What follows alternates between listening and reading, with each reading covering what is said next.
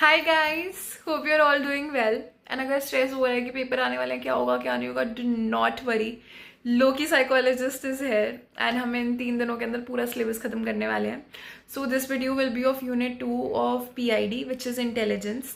And मैंने literally बहुत सारी रेफरेंसेज लिए हैं, be it your binder, your SOL notes, Passer Smith, Gregory, Gilford.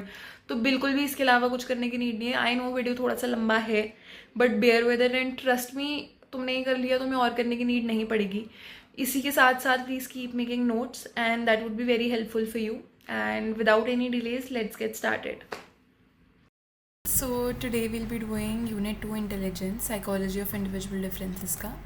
It's a very easy unit, काफ़ी complicated सा लंबा सा दिया हुआ है बाइंडर के अंदर, but it's fine, it's very simple. इसमें हम सबसे पहले देखेंगे इंटेलिजेंस होती क्या है, इंटेलिजेंस की हिस्ट्री और nature. Then we'll be doing the approaches of intelligence, जिसमें साइकोमेट्रिक है। साइकोमेट्रिक के अंदर वील डू स्पीयरमैन का थ्योरी, क्रिस्टलाइज्ड फ्लूइड इंटेलिजेंस का theory. Then we'll do the cognitive processes वाला, इसमें हम ट्रायआर्किक थ्योरी करेंगे। Next we'll have our broader conceptions of intelligence. इसमें वील डू हावर्ड गार्डनर की मल्टीपल इंटेलिजेंस की थ्योरी, इमोशनल इंटेलिजेंस क्या होता है, उसके बेनिफिट्स क्या हैं। Further will be doing heredity, environment intelligence and extremes of intelligence. So topics majorly हमारे पास 4 ही हैं, तो it's gonna be fine, it's gonna be easy. So the word intelligence derives from the Latin verb intelligere, meaning to understand.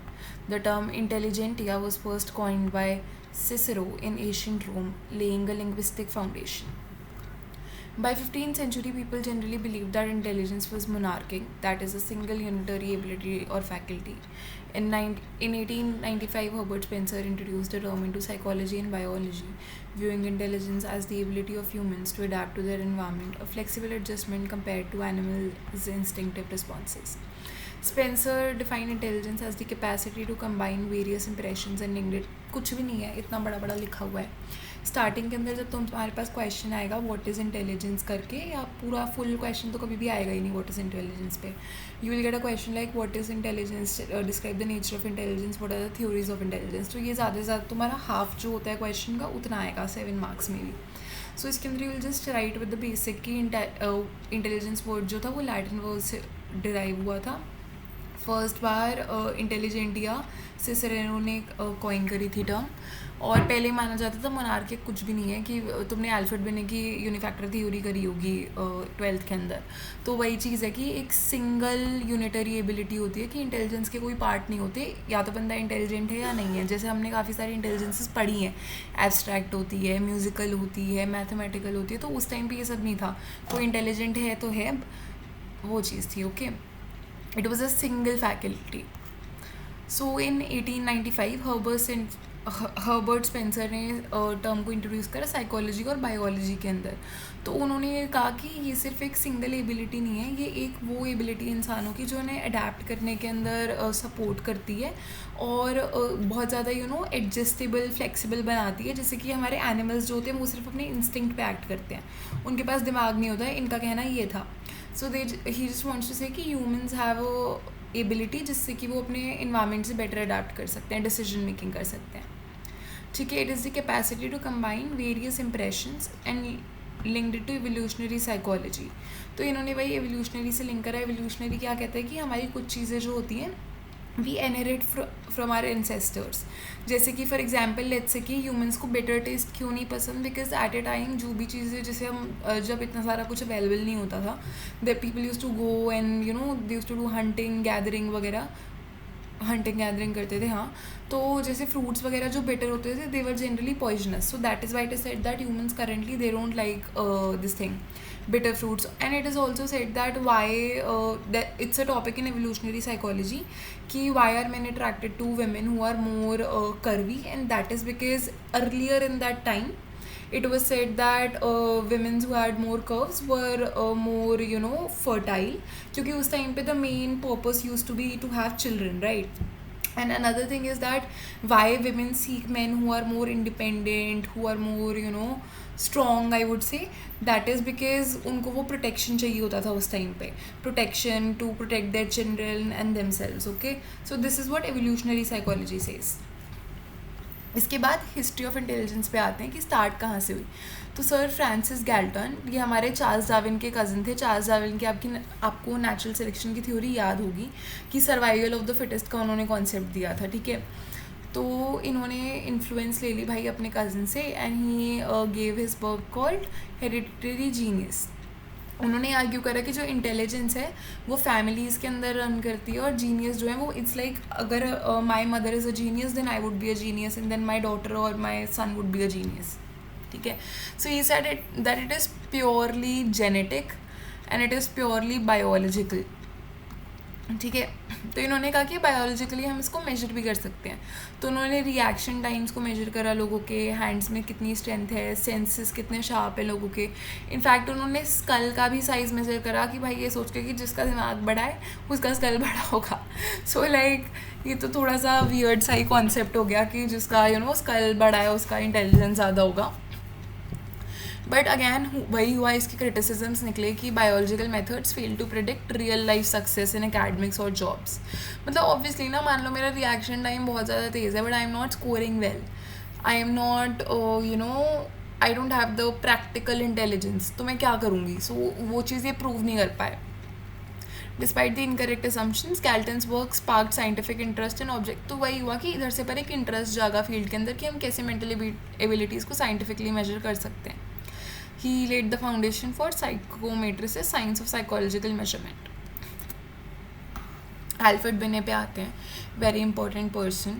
So he was commissioned by the French Ministry of Education to identify children needing special education.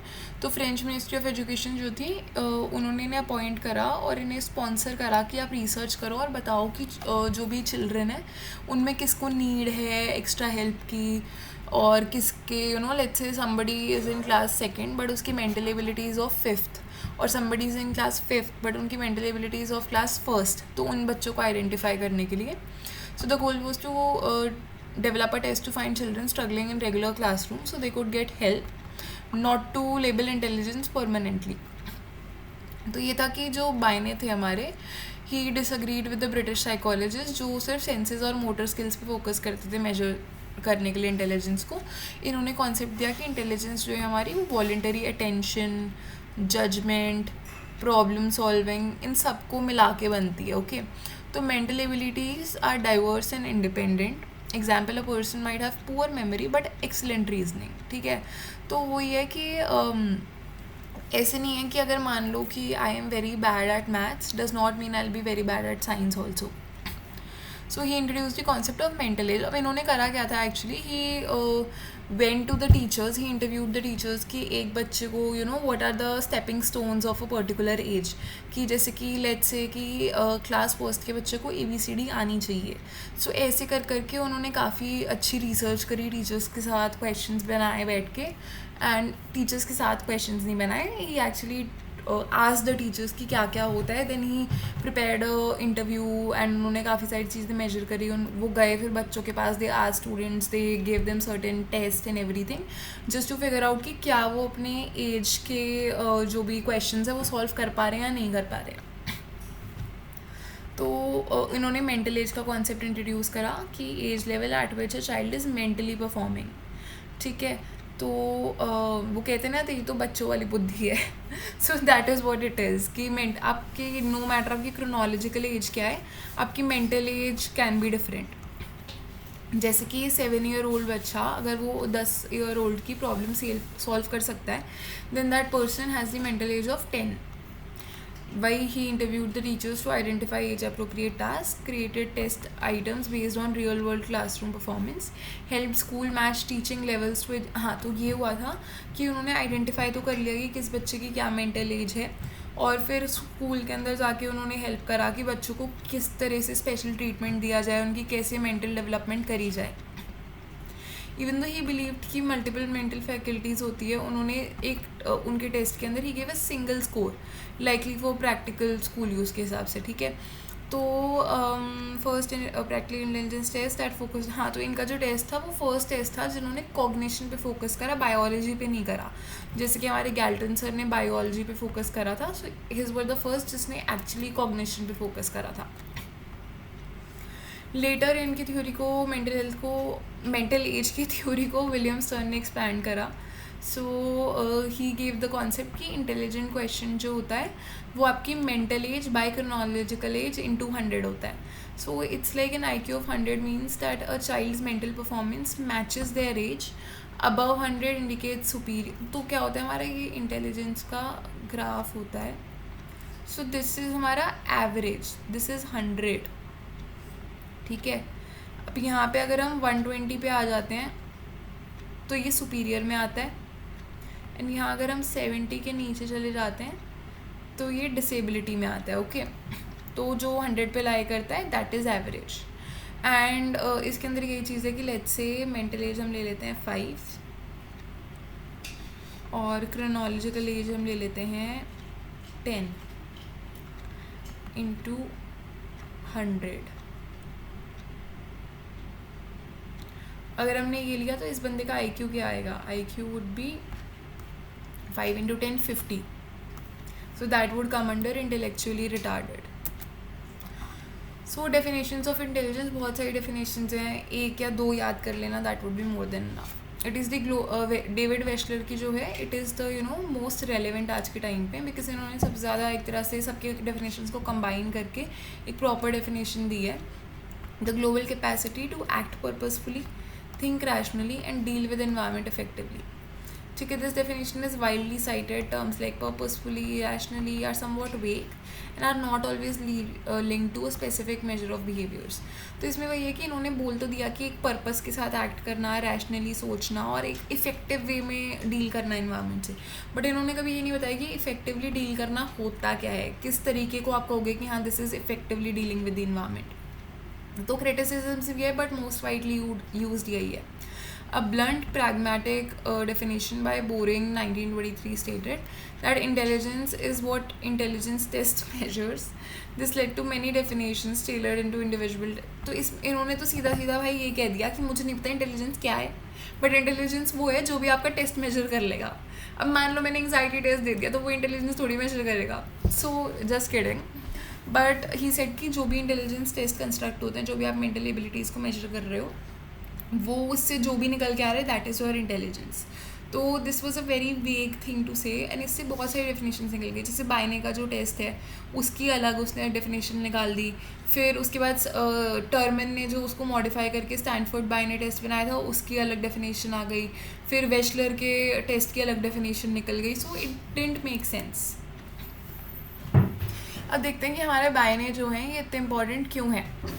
तो जैसे मैंने बताया Louis Terman ने इनका test को adopt करा US के लिए और इन्होंने अपना स्टैनफोर्ड बाइने टेस्ट बनाया 1916 के अंदर, emphasising verbal skills and producing a single IQ score. अच्छा ये इन्होंने इंग्लिश में ट्रांसलेट करा था. दैट पहले वाला was in French. During World War I, Terman student Arthur Otis developed Army Alpha. Terman के स्टूडेंट थे अर्थर ओइटिस. तो उस टाइम पे क्या था, वर्ल्ड वॉर का टाइम था. तो the military people they wanted to measure कि भाई कौन इफेक्टिव है जाने के लिए और कौन नहीं है. So they created 2 test, Army Alpha and Army Beta test. तो Army Alpha test was verbal, कि जो भी आपकी वर्बल कैपेसिटीज़ होती हैं उनको मेजर करने के लिए. And Army Beta was non verbal, जो कि हमारे दे आर द पैटर्न्स और प्रॉब्लम सॉल्विंग जो जिसमें वर्ड्स यूज़ नहीं होते basically. So that is Army beta.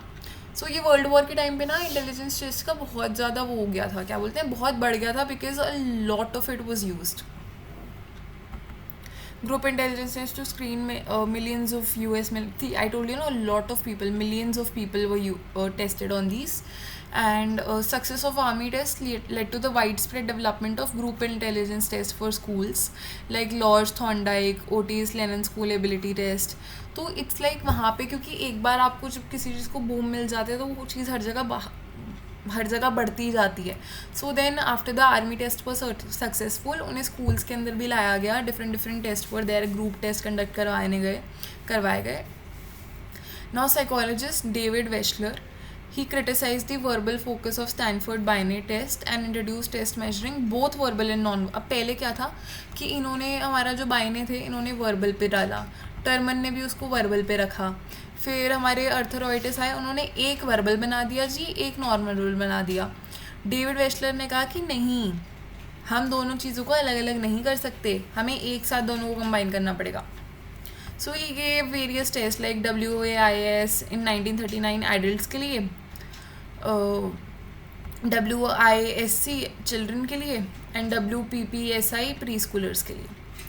Wechsler's tests are now the most popular individually administered IQ test in US. Stanford Binet test was revised to cover a broader range of abilities. तो यही है कि इन्होंने जैसे अब इन्होंने waste ने हमारे वेस्लर ने जब दे दिए इतने सारे टेस्ट, तो टर्मिन वो इसलिए यार मेरा टेस्ट तो कोई यूज़ करेगा ही नहीं. So he revise his test to cover a broader range of abilities. Okay, ताकि उनके में भी सिर्फ वर्बल की जगह और चीज़ें भी यूज़ हो. But as of now Wechsler का इज़ द मोस्ट यूजफुल. अब देख लो प्रॉब्लम क्या है इतनी सारी डेफिनेशन की. इंटेलिजेंस की तुम डेफिनेशंस पे जाओगे ना, will find more than 50 definitions. तो प्रॉब्लम क्या है इनके अंदर, ठीक है. If intelligence is defined solely by test scores, जैसे पहले हमारे एक आया था बोरिंग ने जो डिफाइन करा था, different test imply different definitions to achieve consistency. अब ये हो गया कि अगर हर एक टेस्ट अलग डेफिनेशन दे रहा है तो आपको एक्चुअल इंटेलिजेंस जो मेजर करनी है आप कैसे कर पाओगे. तो उसके लिए देन साइकोलॉजिस्ट को सेम टेस्ट यूज़ करने पड़ेंगे, सेम प्रोसीजर्स करने पड़ेंगे, और ground definitions in psychological theory supported by empirical research. तो इसमें वही चीज़ है कि आपका ये हो जाएगा कि एक तो कोई क्या बोलते हैं, एक तो कुछ भी वेट कुछ भी आपका एक कॉमन ग्राउंड नहीं निकलेगा, ठीक है. क्योंकि ऐसा तो आप कर नहीं सकते ना कि आप पूरे वर्ल्ड के लिए सेम ही टेस्ट यूज़ कर रहे हो. काफ़ी कल्चरल बायसनेस भी आ जाती है. ज़रूरी नहीं है कि नॉट एवरीबडी इज़ लिटरेट, सो उनकी इंटेलिजेंस तुम वर्बल से भी यूज़ नहीं कर सकते. टेस्टिंग प्रोसीजर पे भी हर कोई अग्री नहीं करेगा. तो एविडेंस बेस्ड रिसर्च पे या तो आप थ्योरीज निकालो और उस पर डेफिनेशंस बनाओ, because it doesn't really make sense कि अगर आप टेस्ट स्कोर से कर रहे हो सो आप कितना ही कहाँ अग्री कर लोगे. यहाँ पे डिफरेंसेस आएंगे, यहाँ पे डिफरेंसेस आएंगे, it would just lead to a chaos. कोई भी ट्रू मेजर नहीं आ पाएगा. Now judgment and evaluation. Alfred Binet ने बात तो करी थी जजमेंट की, but he did not included in his intelligence test. उन्होंने बस बोल के छोड़ दिया कि हाँ भाई judgment is a factor in intelligence. World war 2 के टाइम पे aviation instructors reported student failures were often due to poor judgment. तो उन्होंने वो कहा कि इट्स नॉट दैट बच्चों को आता नहीं है, इट्स जस्ट दैट वो चीज़ों को बेस्ट तरीके से जज नहीं कर पा रहे हैं. They are not able to figure it out, that is why they are not able to do things. The term judgment was found to be broad, covering issues like misjudging distances, poor decision making. ठीक है, तो वो एक बड़ी सी term थी. Judgement को भी उन्होंने डिफाइन नहीं करा था कि जजमेंट कुछ भी हो सकता है. तो जैसे कि आप डिस्टेंस को गलत देख रहे हो कि मान लो this is the distance and this is let's say 5 centimetre, this is let's say 2 centimetres, and my person is saying कि 5 है. या let's say for example this is 5 centimeter and a person is saying no this is not 5, this is 3 centimeters. So that is misjudging the distances. Poor decision making, decision नहीं ले पा रहे ढंग से. Now psychologists developed practical judgment tests to measure this ability, but these tests shows less reliability. तो test तो जी बना दिए बट उनकी उतनी कुछ रिलायबिलिटी आई नहीं. रिलायबिलिटी क्या होता है कि आपका टेस्ट अगर दोबारा कोई और साइकोलॉजिस्ट कंडक्ट कर रहा है, एक ही बंदे पे बाद में कंडक्ट करा जा रहा है, तो क्या उसका रिजल्ट जो है वो सेम आ रहा है, क्या वो उसमें कंसिस्टेंसी है. So that is what reliability is. So Alfred Binet considered judgment important but did not. अच्छा ये तो रिपीट हो गया slide. Evaluation means deciding how well something fits in certain logical rules or standards. ठीक है, तो evaluation judgment इस उन्होंने तो एक ही वे में दिया था, बट देन हम इसको सेपरेटली पढ़ रहे हैं कि अच्छा ऑल्सो ये वाली टॉपिक जो है ये तुम्हारे उसमें नहीं है, SOL के नोट्स के अंदर नहीं था, बट एक बाइंडर के अंदर है, तो I am still covering it. And intelligence पे इतना लंबा क्वेश्चन आएगा नहीं, आई डोंट थिंक कि तुम्हें इतना लिखना पड़े, बट यू शुड नो. ठीक है, evaluation means deciding how well something fits in a certain logical rules और स्टैंडर्ड्स. इवेल्युएशन जजमेंट वही सेम ही चीज़ है एक तरह से. These logical rules include things like identity. इन्होंने हमारे 3 पार्ट दिए थे, आइडेंटिटी, सिमिलैरिटी एंड कंसिस्टेंसी. तो आइडेंटिटी इज़ की एग्जैक्टली सेम है क्या कोई चीज़ किसी और से. जैसे कि ये एक बॉटल है और ये एक मग है, क्या ये सेम है? नहीं है. क्या ये एक ही चीज़ है? नहीं है. Similarities, how alike are two things. I don't know if you're able to see this, but I have two highlighters in my hand, एक green है एक pink है, but they are both highlighters, so they are similar, they are alike, but इनके colors अलग अलग है, right? So consistency is does something make sense without contradictions, कि कोई स्टेटमेंट लॉजिकली कंसिस्टेंट है या ये फैक्ट से कॉन्ट्राडिक्ट कर रही है. आइडेंटिटी तो ये हो गया कि ये लाइन है, ये भी एक लाइन है. सिमिलैरिटी ये हो गया, ये कर्व वाली लाइन है इस साइड वाली, ये इस साइड वाली कर्व वाली लाइन है. They are both curve lines but they are not the same, right? So consistency is something that may does, मतलब इट्स लाइक कुछ भी आप कह रहे हो, क्या वो लॉजिकली सही है या वो नहीं है, या वो फैक्ट से डिविएट तो नहीं कर रहा कहीं. सो that is what it is. ठीक है, अब लेट्स से फॉर एग्जाम्पल, इसका मैं एग्जाम्पल दे देती हूँ कि I right now I have black hair but I am saying कि no I have blue hair. So does it contradict? Fact तो नहीं है ना ये. तो that is what consistency is. ये इनकन्सिस्टेंट हो गया. Consistency would be my I have black hair, तो हाँ भाई मेरे बाल ब्लैक हैं. So evaluation is the ability to जज और assess information based on these kinds of logical criteria. ठीक है, while psychologist can test things like memory and reasoning easily, measuring how well people can evaluate और जज is a complex thing. तुम बता तो सकते हो कि हाँ किसी में कितनी मेमोरी है, वो कितने अच्छे से रीज़न कर पा रहा है, बट एक वो प्रॉपर एक्सटेंट कि इसकी इवैल्यूएशन स्किल्स कितनी है या ये किस तरीके से, because we are all humans are all different beings. हमारे हर एक्सपीरियंस सब्जेक्टिव होता है. No person has the same brain और द सेम माइंड. ठीक है, तो वही है. There is no strong reliable test yet for evaluating things like beauty or aesthetic, moral or ethical decisions. तो aesthetic judgment और ethical judgment के लिए अभी कोई बहुत proper test नहीं है. नेचर पे आ जाओ, नेचर पे क्वेश्चन आ सकते हैं. ये सब जो इतनी सारी हमने चीज़ें पढ़ी हैं, यू शुड जस्ट रिमेंबर. इसमें मेनली हमारी ये Francis Galton, Alfred Binet, definitions, William Stern का mental age by chronological age, और ये जजमेंट एवेल्यूएशन इतना ज़्यादा इंपॉर्टेंट नहीं है, तो even if you skip it it's fine. ठीक है, psychologist study intelligence mainly through two approaches. Nature of intelligence में तुम्हारा क्वेश्चन ये आ जाएगा कि व्हाट इज़ इंटेलिजेंस या फिर what is the nature of intelligence. Explain the psychometric और cognitive processes theory to intelligence. तो उसमें तुमने क्या क्या लिखना है, यू विल राइट पहले इंटेलिजेंस क्या होती है नेचर के अंदर. In brief you can say कि गैल्टन का क्या कंट्रीब्यूशन था, बायने का क्या कंट्रीब्यूशन था, फॉलोड बाय कि psychologist study intelligence mainly through two approaches.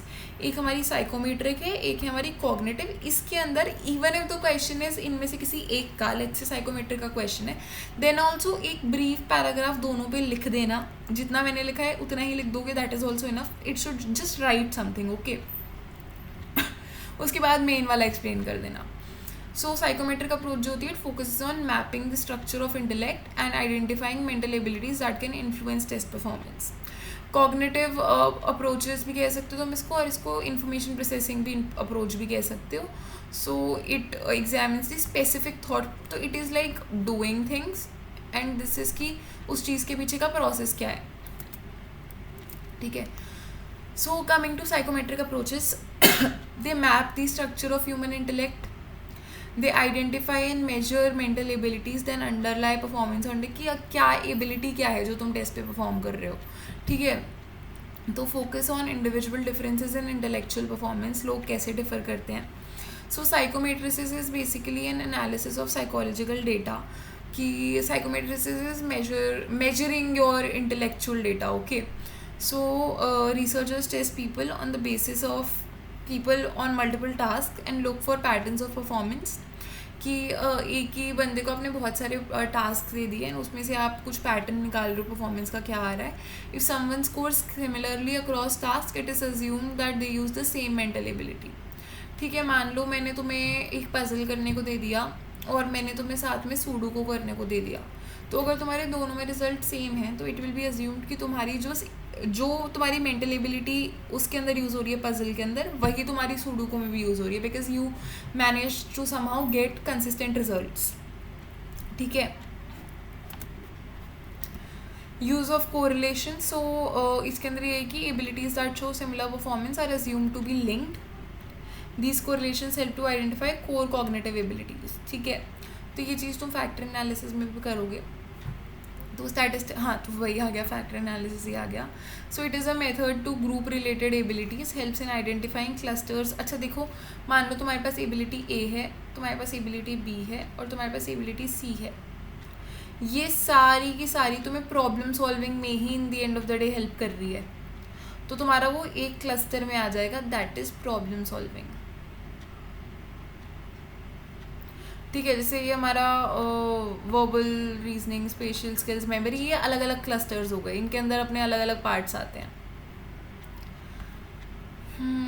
Let the ground work for intelligence testing. हाँ, इससे वही, क्योंकि हमारा साइकोमेट्रिसिस ही वो है कि मेजर करना मेंटल एबिलिटीज़ को, तो काफ़ी सारे उन्होंने ग्राउंड वर्क लेट करा इंटेलिजेंस टेस्टिंग का। आगे भी जो भी टेस्टिंग बनी, it help us understand that intelligence is multi dimensional.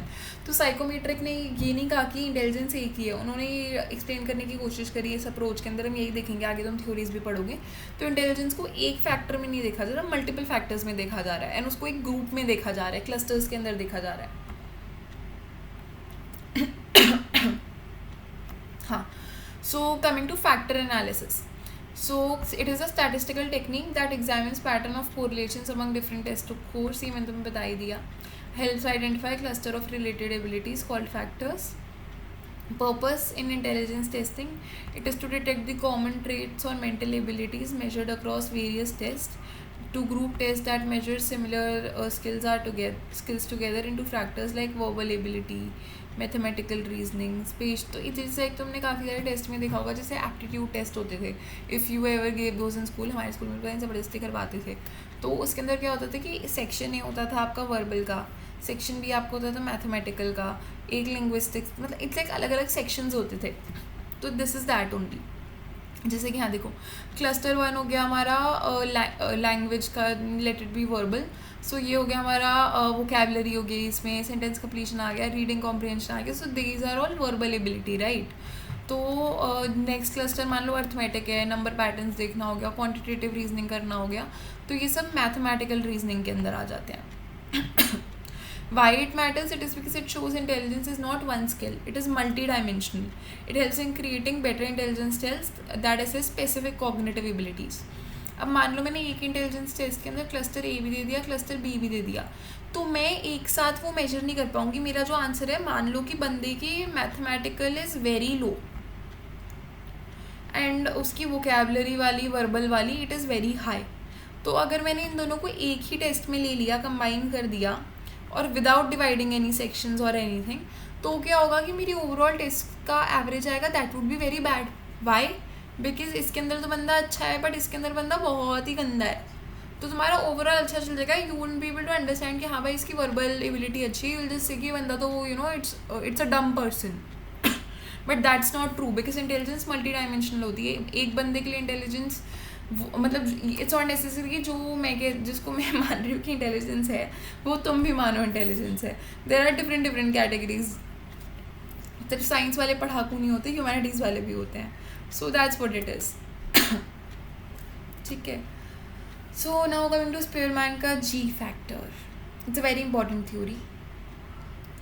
ठीक है. If you have done RSPM ever, practical में करा होगा 11th 12th, और या फिर इवन कॉलेज में, if you have done it in practical, तो यू विल नो कि ये ग्राउंड वर्क था हमारे RSPM का भी. This and another theory that will be doing आगे. So it was propose by Charles Spearman in 1904 and 1923. Modify हुई थी थ्योरीज. सो इन्होंने फैक्टर एनालिसिस को यूज़ करा कोरिलेशंस पढ़ने में between performance on different mental ability test. कि अलग अलग टेस्ट ले लिए और उनके अंदर कोरिलेशन स्टडी करा कि कहाँ पे यू नो कि जो टेस्ट के स्कोर्स हैं वो सिमिलर आ रहे हैं या नहीं आ रहे हैं. सो ही ऑब्जर्व कि performance across different school subjects in intelligence test items, vocabulary, arithmetic वगैरह वगैरह, वाज पॉजिटिवली कोरिलेटेड. कि जो भी हमारे स्कूल सब्जेक्ट्स हैं या इंटेलिजेंस टेस्ट आइटम, जैसे कि वोकैबुलरी हो गई, क्योंकि इंग्लिश होता है, मैथ्स में अरिथमेटिक हो गया, तो ये चीज़ें जो थी हाईली रिलेटेड थी, कोरिलेटेड थी. High scores in one area often predicted high scores in other. अगर मेरे मैथ्स में बहुत अच्छे नंबर आ रहे हैं स्कूल के अंदर, तो देयर इज़ अ पॉसिबिलिटी कि मेरे इंटेलिजेंस टेस्ट में अरिथमेटिक के अंदर भी काफ़ी अच्छे आएंगे. बिकॉज है तो एक ही चीज़ ना at the end of the day. So these correlations were not perfect but they were consistent and significant. एकदम ये नहीं है कि भाई मेरे स्कूल में अगर 100 आते हैं तो मेरे इंटेलिजेंस टेस्ट में भी 100 आएंगे, मेरे 80 भी आ सकते हैं, but that would still be high score considering कि आपकी डिफ़िकल्टी लेवल कितना है क्या नहीं है. तो स्पीयरमैन ने क्या करा, इन्होंने हमारे 2 फैक्टर दे दिए. He said that in intelligence there's a G factor and there's a S factor. G factor is the general intelligence, एक common mental ability जो एक तरह से आपके सारे के सारे cognitive task के अंदर रहती ही रहती है. ठीक है, it is a common mental ability जो हर जगह आपकी है. स्पेसिफिक में हो गया हर किसी के पास होगी, राइट. तो स्पेसिफिक में हो गया कि skills required for particular task और सब्जेक्ट. जैसे हर कोई म्यूजिशियन नहीं होता, सो म्यूजिक की ability is your S factor. Now let's say that a student is scoring well in physics. It reflects the general intelligence. नहीं रुक जाओ क्या. If a student is scoring well in physics, तो physics के अंदर score कर रहा है, दैट इज़ हिज अपना S factor, specific ability. Because हर किसी को फिजिक्स उतनी अच्छी नहीं आती. So that is his general intelligence plus specific intelligence. कि जनरल तो वो है जो आपके हर किसी के अंदर होता है, let's say decision making, problem solving. These are the abilities that every person has.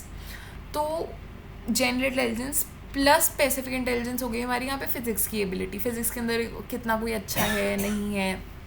Okay, so G is central to all cognitive performance. And वो कहते हैं ना कि कोई समझदार है तो वो लगभग हर किसी में ही समझदार होगा. Like a person who let's say a topper. So topper generally सारे सब्जेक्ट्स के अंदर अच्छा परफॉर्म कर जाते हैं. सो वही है कि उनका मे बी जी फैक्टर जो है इट्स वेरी स्ट्रॉन्ग, उनकी जनरल इंटेलिजेंस ही वो है. So it's like academic success में देखा जाता है जी फैक्टर, जॉब परफॉर्मेंस में देखा जाता है. क्योंकि इट्स नॉट लाइक जॉब में आप एक चीज़ कर रहे हो, आप 10 चीज़ें कर रहे होते हो. तो it is the core of your intelligence, you can say.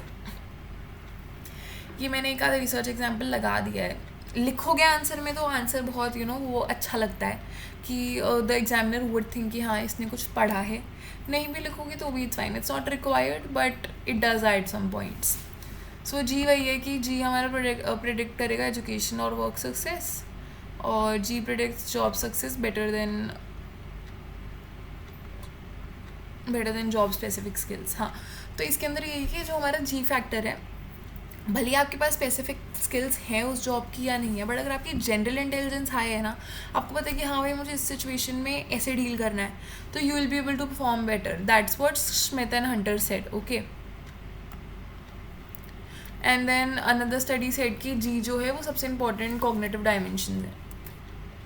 I would से मत ही याद करो, कोई भी एक भी याद कर लोगे ना इनमें से, दैट इज़ ऑल्सो इनफ. हाँ, सो अब कोई भी थ्योरी ऐसी तो होती नहीं कि उसको क्रिटिसाइज़ ना करा जाए. सो स्पीयरमैन को बोला गया कि इन्होंने बहुत ही ज़्यादा एम्फेसिस दी है. तो इन्होंने क्या कहा था कि जनरल इंटेलिजेंस है तो सब कुछ है. ठीक है, ही बिलीव्ड कि single G factor underlies all the intellectual activity. अब कैसे हो सकता है कि भाई जो मेरी मैथ्स की एबिलिटी है वो ही मेरी म्यूज़िक की एबिलिटी में अंडरलाई कर रही है? That's not possible. या वो ही मेरी बॉडीली कैनेस्थेटिक के अंदर अंडरलाई कर रही है? How is that possible, right? So critics ने कहा कि बहुत ओवर सिंप्लीफाई कर देता है इंटेलिजेंस को, जबकि intelligence in itself is a very complex thing. इन्होंने इंडिविजुअल डिफरेंस को इग्नोर कर दिया. क्यों? इन्होंने क्या कहा, इंटेलिजेंट है या इंटेलिजेंट नहीं है. जैसे मैंने क्या कहा था कि जो टॉपर होगा वो सारे सब्जेक्ट में टॉप करेगा, और जिसने मान लो तो ही डिडंट बिलीव कि टॉपर है वो सब में टॉप नहीं करेगा. कि अगर टॉपर है, let's say that I am a topper, and this was the case with me, I'll tell you. So I was in grade 10th and I scored 95 above in all subjects, and maths में I got 77. तो अगर हमारे Spearman तब होते तो वो कहते कि नहीं कुछ गड़बड़ है, बिकॉज ही सेड कि अगर मेरे 95 सब में आ रहे हैं तो मेरे इसमें भी 95 आने चाहिए. ही जस्ट सेड कि बंदा इंटेलिजेंट होता है या तो वो नहीं होता है, there is no middle ground. Neglects the unique mix of abilities each person में. तो मेरी भी तो यही था ना कि मेरे मैथ्स में उतना स्ट्रॉन्ग नहीं था, but I was strong in other areas, right? So that's what it is. Critic इसके इनकी ही हम थ्योरीज आगे पढ़ेंगे अभी. सो थॉर्नडाइक ने कहा कि intelligence is the sum of many distinct skills, कि एक एबिलिटी नहीं है. गार्डनर ने भी अपनी मल्टीपल इंटेलिजेंस दे दी थी. रेमंड कंटेल ने भी यही कहा था कि इंटेलिजेंस डायनामिक है, और इन्होंने फ्लूइड और क्रिस्टलाइज्ड का कॉन्सेप्ट दिया था. ठीक है। सो जी ये क्रिटिक थे। अब इन्हीं की थ्योरीज पे हम आ जाते हैं आगे। थर्स्टन सबसे पहले पढ़ेंगे। So Louis Thurstone argued that correlations across mental tasks are not perfect. ठीक है, जो हमने अभी देखा ही था कि परफेक्ट नहीं होते, but they had a high score. He believe that intelligence is not one general factor but 7 independent primary mental abilities. ठीक है, तो ये ना मैं वी स्पिन विद मी करके याद करती हूँ। ये हमारे 12th में भी टॉपिक था, तो मैंने ऐसे ही याद करा था। तो इन्होंने 7 एबिलिटीज़ दी थी हमारी। ही सेट पहली एबिलिटी होती है वर्बल कॉम्प्रिहेंशन, कि आप लैंग्वेज को कितने अच्छे से समझ पा रहे हो। ठीक है, सो दैट इज़ वी। फिर हमारी वर्ड फ्लुएंसी, कि आप वर्ड्स को कितने अच्छे से प्रोड्यूस कर पा रहे हो, कितने जल्दी प्रोड्यूस कर पा रहे हो। ठीक है, then we have number facility, arithmetic skills, आप मैथ्स कितनी स्ट्रॉन्ग है आपकी। Spatial visualization, mental manipulation of objects, visualize करना, पैटर्न्स माइंड में फॉर्म करना। एसोसिएटिव मेमोरी, रिकॉल करना चीज़ों को एक साथ एसोसिएट करना कि हाँ भाई let's say I have this mug and I always drink coffee in this mug, so मैंने एसोसिएट करा हुआ है इस मग को। देन परसेप्चुअल स्पीड, कि आप कितनी जल्दी डिटेल्स को नोटिस कर पाते हो। Inductive reasoning, logical way of problem solving. इसको ऐसे याद रखना, वर्बल कॉम्प्रिहेंशन वी, एस से हो गया हमारा स्पेशल विजुअलाइजेशन, पी हो गया हमारा परसेप्चुअल स्पीड, आई हो गया हमारा इंडक्टिव रीजनिंग, एन हो गया हमारा नंबर फैसिलिटी, और क्या बचा है मेमोरी। इसको मेमोरी याद रख लो, एसोसिएटिव नहीं भी रखना। तो so that's how I learn, it's we spin with me. आप अलग भी अपने बना सकते हो mnemonics, but this is what I find easy. Now the test of primary mental abilities, it was created by Thurston to assess these skills. ठीक है, it is more useful in education than general IQ. Why? Because इसके अंदर आपने बहुत सारे areas को identify कर दिया, तो इसमें आपको ये पता लगेगा कि बच्चे की स्ट्रेंथ कहाँ है और वीकनेस कहाँ है, कि एक टारगेट स्किल पे फिर आप फोकस कर सकते हो। जैसे से कि मेरी मैथ्स वीक थी, तो मैं सिर्फ मैथ्स पे फोकस कर सकती हूँ अलग से, कि किस वे के अंदर पढ़ूँ तो मुझे बेटर समझ आएगा। So that's what. Now Cattell and Horn की थ्योरी है। So Raymond Cattell in 1971 and John Horn 1985 expanded the Spearman's G by proposing 2 types of intelligence, fluid and crystallized. तो fluid को इन्होंने GF से डिनोट करा and crystallized को GC से denote करा। ठीक है, so fluid intelligence क्या होती है? I don't know why I forgot to number this. मैं कंफ्यूज हो जाती हूँ कई बार। सो फ्लूइड इंटेलिजेंस जो होती है, that is used in solving novel problems prior मतलब मैं एक बेस बता देती हूँ। फ्लूइड इंटेलिजेंस वो होता है जो कहता है कि हाँ एक जनरल बंदे का क्या इंटेलिजेंस है, कि इट्स लाइक अगर आपने कुछ पढ़ाई नहीं भी करी तो भी आप किस वे के अंदर चीज़ों से डील करोगे, कि अगर आपको मैंने एक पैटर्न दे दिया तो क्या आप उसको साथ में लगा पाओगे, कि it's like what you are, let's say the infant you, जो तुम्हारे पास तब है वो है। सो फ्लूइड सेज कि आपकी कोई भी प्रायर नॉलेज नहीं होनी चाहिए, आप विदाउट एनी नॉलेज कैसे डील करोगे। ठीक है, जैसे एब्स्ट्रैक्ट रीजनिंग हो गई, लॉजिक हो गया, वर्किंग मेमोरी है। तो इट इज़ अगेन ये पूरी बायोलॉजिकली बेस्ड बताई है, क्योंकि एज आई सेड कि आप अपने आप को इन्फेंट में इमेजिन कर लो। आपके सेंट्रल नर्वस सिस्टम पे डिपेंड करता है, ब्रेन कितना एफिशिएंट है उस पर डिपेंड करता है। सो ये हमारे अर्ली एडल्टहुड में आके पीक कर जाती है, कि हाँ अपना हाईएस्ट स्टेज पहुंच जाती है, एंड उसके बाद एज के साथ धीरे धीरे डिक्लाइन करने लग जाती है, because obviously you learn so much, तो आपकी विदाउट नॉलेज वाली चीज़ क्या ही रहेगी। Plus when you grow up you get occupied with lot of things, so you just think straight, कि आप उतना ध्यान ही नहीं देते। It's like you just make use of what ever knowledge you have in the best way. ठीक है, सो puzzles वगैरह के अंदर मेजर करी जा सकती है, कि अगर मैंने आपको एक पजल दे दिया तो आप उसमें कैसे सॉल्व कर रहे हो। तो एग्जाम्पल है टावर ऑफ हेनॉय, 9 डॉट प्रॉब्लम। तो आप एग्जाम्पल मेंशन कर सकते हो एग्जाम के अंदर to make your answer more rich. Next is our crystallized intelligence. So इसके अंदर वो है कि आपके पास जो नॉलेज आपने एक्वायर करी है उसको आप कैसे यूज़ कर रहे हो, कि ये लॉन्ग टर्म मेमोरी पे रिलाई करता है। स्टेज एज के साथ इंक्रीज, देखो ये वाली चीज़ एज के साथ डिक्रीज़ कर रही है, ये इंक्रीज़ कर रही है। दिस इज सेट कि पूरा जेनेटिकली बायोलॉजिकली बेस्ड है, ये आपका पूरा एक्सपीरियंस पे बेस्ड है, कि आप कितना पढ़ते जा रहे हो, कितना सीखते जा रहे हो। अडल्टहुड में आके थोड़ा स्टेबल हो जाता है, तो वोकेबलरी हो गई आपकी, कॉम्प्रीहेंशन हो गई, जनरल नॉलेज हो गई. The fact that you are able to interpret what I am saying is because you have prior knowledge, is because you understand Hindi and English. That's why you are able to understand what I am saying. As we as we shift from fluid to crystallize. जैसे मैंने बताया ये हमारे early adulthood के अंदर peak कर जाती है, उसके बाद ये धीरे धीरे धीरे धीरे नीचे जाती है. ये वाली जो है ये हमारी बढ़ती जाती है. And when you reach like late adulthood तो ये थोड़ी स्टेबल हो जाती है. ठीक है. So it is basically real world problem solving से विजडम, कि आप पहले हर चीज़ बस सीख रहे हो, करते जा रहे हो, करते जा रहे हो, करते जा रहे हो, करते जा रहे हो, then you know finally get a hook of things I would say. तो वो विजडम मान लो इसको, कि नाउ यू नो. कहते हैं कि जो बड़े, कि हम बड़े, हमें पता है. So that's what it is. Now criticism पे आ जाए. So it is too reductionist. Emotional, creative, cultural aspects को इग्नोर कर देती है. ठीक है. हेवीली ऑन साइकोमेट्रिक टेस्टिंग पे बहुत ज़्यादा बेस्ड है. इंडिविजुअल डिफरेंस और इन्वायरमेंट डिफरेंस पे उतना अटेंशन नहीं दिया है इन्होंने. तो दे जस्ट सेड कि हाँ भाई ये होता है, ये होता है. उन्होंने इतना किसी पे भी इंडिविजुअली भी फोकस नहीं करा. Now it is not necessary कि भाई फ्लूइड इंटेलिजेंस हमारी रुक जाए या धीरे धीरे डिक्लाइन करे एज के साथ. देयर आर केसेस जहाँ पे नहीं करती, जहाँ पे people are more relied on fluid intelligence. So that's what. हाँ. So John B Carroll studied hundreds of research data sets on mental abilities and used statistical method called factor analysis to organize all types of intelligence tests and ability into clear structure. He found that intelligence can be understood through 3 levels. Okay, so this is the stratum theory. 3 stratum theory है ये.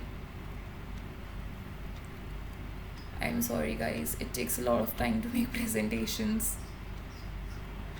Specially SOL के notes, फिर binders, फिर अपने क्या बोलते हैं और एक्स्ट्रा रेफरेंसेस को पढ़ने के बाद. तो this is 3 stratum theory. And उनमें 3 लेवल्स दिए या 3 स्ट्रैटम्स दिए. सो जिनको एक हायरार्की के अंदर लगाया गया. सो इन्होंने अपना वही स्पीयरमैन वाला कॉन्सेप्ट उठा लिया उसका, जनरल इंटेलिजेंस का. तो he the top level he said is the stratum 3 which is general intelligence. ये ब्रॉडेस्ट है, most general type of intelligence है, कि ऑलमोस्ट सारी मेंटल एक्टिविटीज़ और एबिलिटीज़ जो भी होती हैं वो इन पे बेस्ड होती हैं, like a overall capacity of a person. ठीक है. स्पीयरमैन ने भी ये कहा था कि ओवरऑल. अब मिडिल स्ट्रैटम जो है हमारा, that is the broad abilities, कि below the general intelligence there are several broad distinct types of mental abilities. Carroll identified 8 major ones. इनके नाम याद रखने पड़ेंगे. Fluid intelligence, ability to solve new problems and think abstractly. Crystallized intelligence, knowledge or skills we gain through experience and education. Other broad abilities like memory, learning, perceptual speed, processing speed. ठीक है. These broad abilities are influenced by the general intelligence, but they are more specific. ठीक है. It's like सबसे ज़्यादा, फिर उससे थोड़ा कम, फिर उससे थोड़ा कम इस बॉटम लेवल. ठीक है. तो we have the broadest, that is the G. Then इसके अंदर वी हैव हमारा थोड़ा सा छोटा आ गया हमारा, दैट इज़ हमारा स्ट्रैटम 2. देन हमारा उससे भी कम इस बॉटम लेवल स्ट्रैटम 1. ठीक है. So at base there are about 70 specific skills such as remembering a list of words, solving math problem quickly और identifying patterns. These specific skills combined from broader abilities above them. So it is like छोटी छोटी skills मैंने क्यों अंदर क्यों बनाई हैं, क्योंकि ये जो skills हैं ये एक साथ जब कंबाइन होगी तो दे वुड फॉर्म लेवल 2 वाली, स्ट्रैटम 2 वाली स्किल्स. फिर जब स्ट्रैटम 2 वाली स्किल्स कंबाइन होंगी देन दे वुड हैव हमारा जनरल वाला which is the bottom, which is the top level, right, stratum 3. सो अब ये इम्पॉर्टेंट क्यों है. अच्छा, इसको ऐसे याद रख लेना, इनकेस अगर तुम भूल रहे होगे ना तो याद रख लेना कि भाई हमारे ये आए, हॉन्जी आए, और इन्होंने क्या करा कि जो हमारा उसका क्रिस्टलाइज फ्लूइड वाली चीज़ थी उसको, और हमारा जो है क्या बोलते हैं स्पीयरमैन का फैक्टर, उसको, इन दोनों को कंबाइन करके ये वाला दे दिया. ठीक है. So that's what it is, right. So carols model brings together previous theories, जैसे कि मैंने तुम्हें भी बताया. मेंटल एबिलिटीज़ भी इन्होंने इंक्लूड कर दी. वाई? बिकॉज इन्होंने हमारे जो मिडिल लेवल है उसके अंदर काफ़ी सारी 8 एबिलिटीज़ दे दी, राइट. फिर उसके अंदर बॉटम में उन्होंने 70 एबिलिटीज़ को लिस्ट कर दिया, ठीक है. And Cattell Horn's fluid and crystallize intelligence into one comprehensive work. As I said, इनको मिक्स करके याद करना.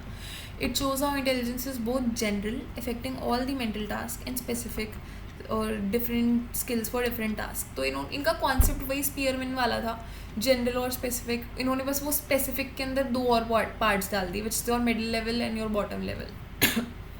This helps educators, psychologists, researchers to understand intelligence better and design more effective test and learning strategies. Now psychometric theories पे आ जाओ. Cognitive approach, psychometric हम कर चुके हैं. कॉग्निटिव अप्रोचेस पे आ जाओ या इन्फॉर्मेशन प्रोसेसिंग अप्रोचेस पे आ जाओ. तो साइकोमेट्रिक में हमने क्या क्या पढ़ी? Main we did Carroll's and we did Spearman's, right. So it focused on how we measure intelligence, कि हम कैसे टेस्ट स्कोर्स को एनालाइज करते हैं, लोग कैसे डिफर करते हैं मेंटल एबिलिटीज़ के अंदर. इन्होंने हमारा एक मैप ऑफ इंटेलिजेंस दिया था, बट इन्होंने उसके पीछे का प्रोसेस नहीं दिया था. इन्होंने बता तो दिया था कि हाँ भाई ये फैक्टर में इंटेलिजेंस होती है, but they did not tell कि लोग इस तरीके से क्यों सोचते हैं या क्यों डिफरेंटली बिहेव करते हैं, ठीक है. तो कॉग्निटिव थ्योरीज जो होती हैं वो और डीप जाती हैं और कॉग्निशन पे फोकस हो जाती हैं कि मेंटल स्टेप्स जो हैं, जो प्रोसेसेस हैं, वो क्या है. लाइक आप इंटेलिजेंटली बिहेव कर रहे हो तो आप क्यों वैसे बिहेव कर रहे हो. So these approaches explain things like how people process information, how quickly they react और परसीव, हाउ दे रीजन और सॉल्व प्रॉब्लम्स एंड लर्न, ठीक है. Early thinkers like Galton linked intelligence with reaction speed, sensory sharpness. याद है ना, हमने भी Galton का थ्योरी करा था सबसे पहले. तो by the way interesting fact about Galton I tell you. अच्छा, एंड में बताऊंगी, इट्स वेरी इंटरेस्टिंग. सो हाँ, a modern leader Robert Sternberg emphasizes understanding how people think, not just how they perform on test. तो हम इसमें Sternberg की theory कर रहे हैं, ट्रायर्किक थ्योरी के रॉबर्ट स्टर्नबर्ग की. So it has 3 cognitive components. It is again यही हमारी cognitive approach सेम चीज़ है.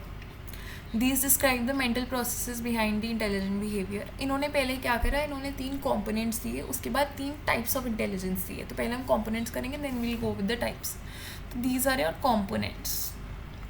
मेटा कॉम्पोनेंट उन्होंने दिया कि जो हाई ऑर्डर एग्जीक्यूटिव फंक्शंस होते हैं, आपकी हाई ऑर्डर थिंकिंग जो होती है, जैसे कि आप कुछ प्लान कर रहे हो या आप प्रॉब्लम सॉल्व कर रहे हो, तो दैट इज़ योर हमारा हाई ऑर्डर एग्जीक्यूटिव फंक्शन. जैसे प्रॉब्लम आइडेंटिफाई करना, हाइपोथेसिस बनाना, सॉल्यूशंस को टेस्ट आउट करना, इवैल्यूएट करना कि हाँ भाई अगर मैंने ये करा तो ये क्या होगा. So that is your higher order executive function. Main source of individual difference in fluid intelligence, problem solving हो गया, रीजनिंग हो गया, कि आपका इंडिविजुअल कैसे डिफर कर रहा है. Okay, intelligent people tend to spend more time strategizing, less intelligence people often rush in, ठीक है. सो इसमें वही है कि जो ज़्यादा इंटेलिजेंट होते हैं उनका मेटा कॉम्पोनेंट हाई होता है, because they plan more, they think more, they strategize more. Now when it comes to performance components, the actual mental operation use to complete task, कि आप कर कैसे रहे हो टास्क, ठीक है. So it includes perceptual processing, retrieving relevant memories, schemas, in generating responses. It is basically doing the performance. Now knowledge acquisition process involve in learning and storing new information, and आप कैसे नई information को take इन कर रहे हो, उसको अपनी पुरानी इन्फॉर्मेशन से कैसे कनेक्ट कर रहे हो, ठीक है. So it's basically underlying the crystallized intelligence. Crystallized intelligence as we already did, कि दैट इज़ आपके पास्ट एक्सपीरियंस से आपने सीख के क्या क्या लर्न करा है. ओके, अब इनके कॉम्पोनेंट्स हमने कर लिए. क्या था? Meta, performance and knowledge acquisition. 3 types of intelligence दिया है, as I already told you. उन्होंने कहा कि intelligence is more than what academic test can measure. तो इन्होंने 3 types दी हैं. एनालिटिकल इंटेलिजेंस, कि आप कैसे प्रॉब्लम को सॉल्व कर रहे हो, एकेडमिक स्किल्स क्या है आपकी, कि इट्स लाइक ये हमारा जो ट्रेडिशनल IQ मेजर करते हैं, that is was what analytical is. Analysis करना, कंपेयर करना, एवेल्यूएट करना किसी चीज़ को. Next is are practical. Practical is the street smartness, ठीक है, या स्किल्स जो आपको डेली के लिए चाहिए. हो सकता है कि भाई 3 Idiots के अंदर Chatur was very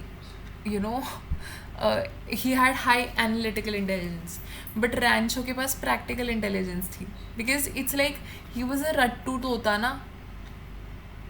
never mind, I should not write it. So वो रटते रहते थे चीज़ें, but Rancho on the other hand was more practical. So that is what street smartness is, कि आप खुद को कैसे मैनेज कर रहे हो, रियल वर्ल्ड सिनेरियोज को कैसे हैंडल कर रहे हो, इन्वायरमेंट में कैसे अडेप्ट कर रहे हो without any formal training. Creative is कि आप कैसे प्रॉब्लम्स के साथ डील कर सकते हो, नई चीज़ों से आउट ऑफ द बॉक्स क्या सोचते हो आप, नए आइडियाज़ बनाना. कि creative is writing poems, doing art and all that. These three intelligence have a modest underlying general intelligence factor but are mostly independent of each other. इन सब के अंदर एक जनरल फैक्टर तो है, इन्होंने भी अग्री करा कि there is a general factor, but ये एक दूसरे से इंडिपेंडेंट होती हैं and somewhere down the line they are also interconnected. Studies shows that practical intelligence may not correlate with academic intelligence. For example, it also excelled at practical herbal medicine knowledge, but not in academic test. तो वही है कि आपके interconnected हैं but they are also independent. ज़रूरी नहीं है कि अगर मेरी क्रिएटिव हाई है तो मेरी एनालिटिकल भी हाई होगी. ठीक है ना. Brazilian street children could manage math skills for business despite failing school math. इसमें आई वुड रिकमेंड कि स्टडीज़ के अंदर आपने एक स्टडी लिख दी इनफ, कुछ रियल लाइफ एग्जाम्पल भी लिखो सो दैट एग्जामिनर नोज कि हाँ आपको कॉन्सेप्ट आता है. Sternberg advocates in education should teach all three intelligences, not just academic. हमने क्या कहा था, एनालिटिकल में academic वाली चीज़ आती है, क्रिएटिव चीज़ें भी सिखाओ बच्चों को, प्रैक्टिकल चीज़ें भी सिखाओ. ठीक है. Programmes that include practical and creative skills could improve overall learning. Theory bridges psychological processes and intelligent behavior in real life, making intelligence a dynamic and multifaceted concept. तो इन्होंने ये नहीं कहा कि इंटेलिजेंस एक ही है, उन्होंने कहा इंटेलिजेंस यहाँ भी है यहाँ भी है. इंटेलिजेंस की उन्होंने 3 पार्ट दे दिए कि it is not just doing maths और लर्निंग हिस्ट्री और डूइंग लैंग्वेज और having good language skills. It is also कि आप किस सिचुएशन से कैसे डील करते हो. All of a sudden you have a very stressful situation, how are you gonna deal with this. Burden आ गया एकदम से and you have to get a specific thing done and you have a lot of time crux, time ही नहीं है, कैसे होगा कैसे होगा कैसे होगा, तो आप उस चीज़ से कैसे डील कर रहे हो. That is what intelligence is, पूरा कंबाइन करना. Meta components help you plan and think before doing something. Performance are actual skills that you use to do the task. And knowledge acquisition help you to learn from experience. जैसे मान लो you are baking a cake, तो आप plan करते हो steps को, that is your Meta. You bake it, that is performance, and then learn how to make it better the next time. कि अच्छा अभी मैंने बटर ज़्यादा डाल दिया तो केक ज़्यादा सॉफ्ट हो गया, I don't want it to happen, ज़्यादा मशी हो गया, I don't want that. So that is your knowledge acquisition. ठीक है. ब्रॉडर कंसेप्शंस ऑफ इंटेलिजेंस, इसमें हम 2 चीज़ें कर रहे हैं, हार्वर्ड गार्डनर की थ्योरी और इमोशनल इंटेलिजेंस क्या होती है. हार्वर्ड गार्डनर ने थ्योरी दी कि intelligence is just one single ability measured by, is not just one single ability measured by. अच्छा ये चैलेंज आइडिया, मैं वही सोचती हूँ मैंने उल्टा कैसे लिख दिया आज. सो हाँ, हार्वर्ड गार्डनर सेड कि इंटेलिजेंस एक एबिलिटी नहीं है. He propose that intelligence is made up of various types. ठीक है. और हर एक दूसरे में इंपॉर्टेंट है, हर एक कहीं ना कहीं इंटरकनेक्टेड है, but then they are mostly independent of each other. He people have different kinds of intelligence that allow them to solve problem and adapt to their environment in various ways. Now he identified 8 main types and बाद में एक 9th type भी add करा था, हम उस पर आएंगे. तो फर्स्ट इज लिंग्विस्टिक इंटेलिजेंस, आप लैंग्वेज कैसे यूज़ कर रहे हो. ये पोएट्स में हाई होती है, स्पीकर्स में हाई होती है, लॉजिकल साइंटिस्ट में हाई होती है कि आप किस तरीके से लॉजिकली थिंक कर रहे हो, और आपके अरिथमेटिक कैलकुलेशंस, मैथ प्रॉब्लम्स, उसमें आप कैसे हो. ठीक है.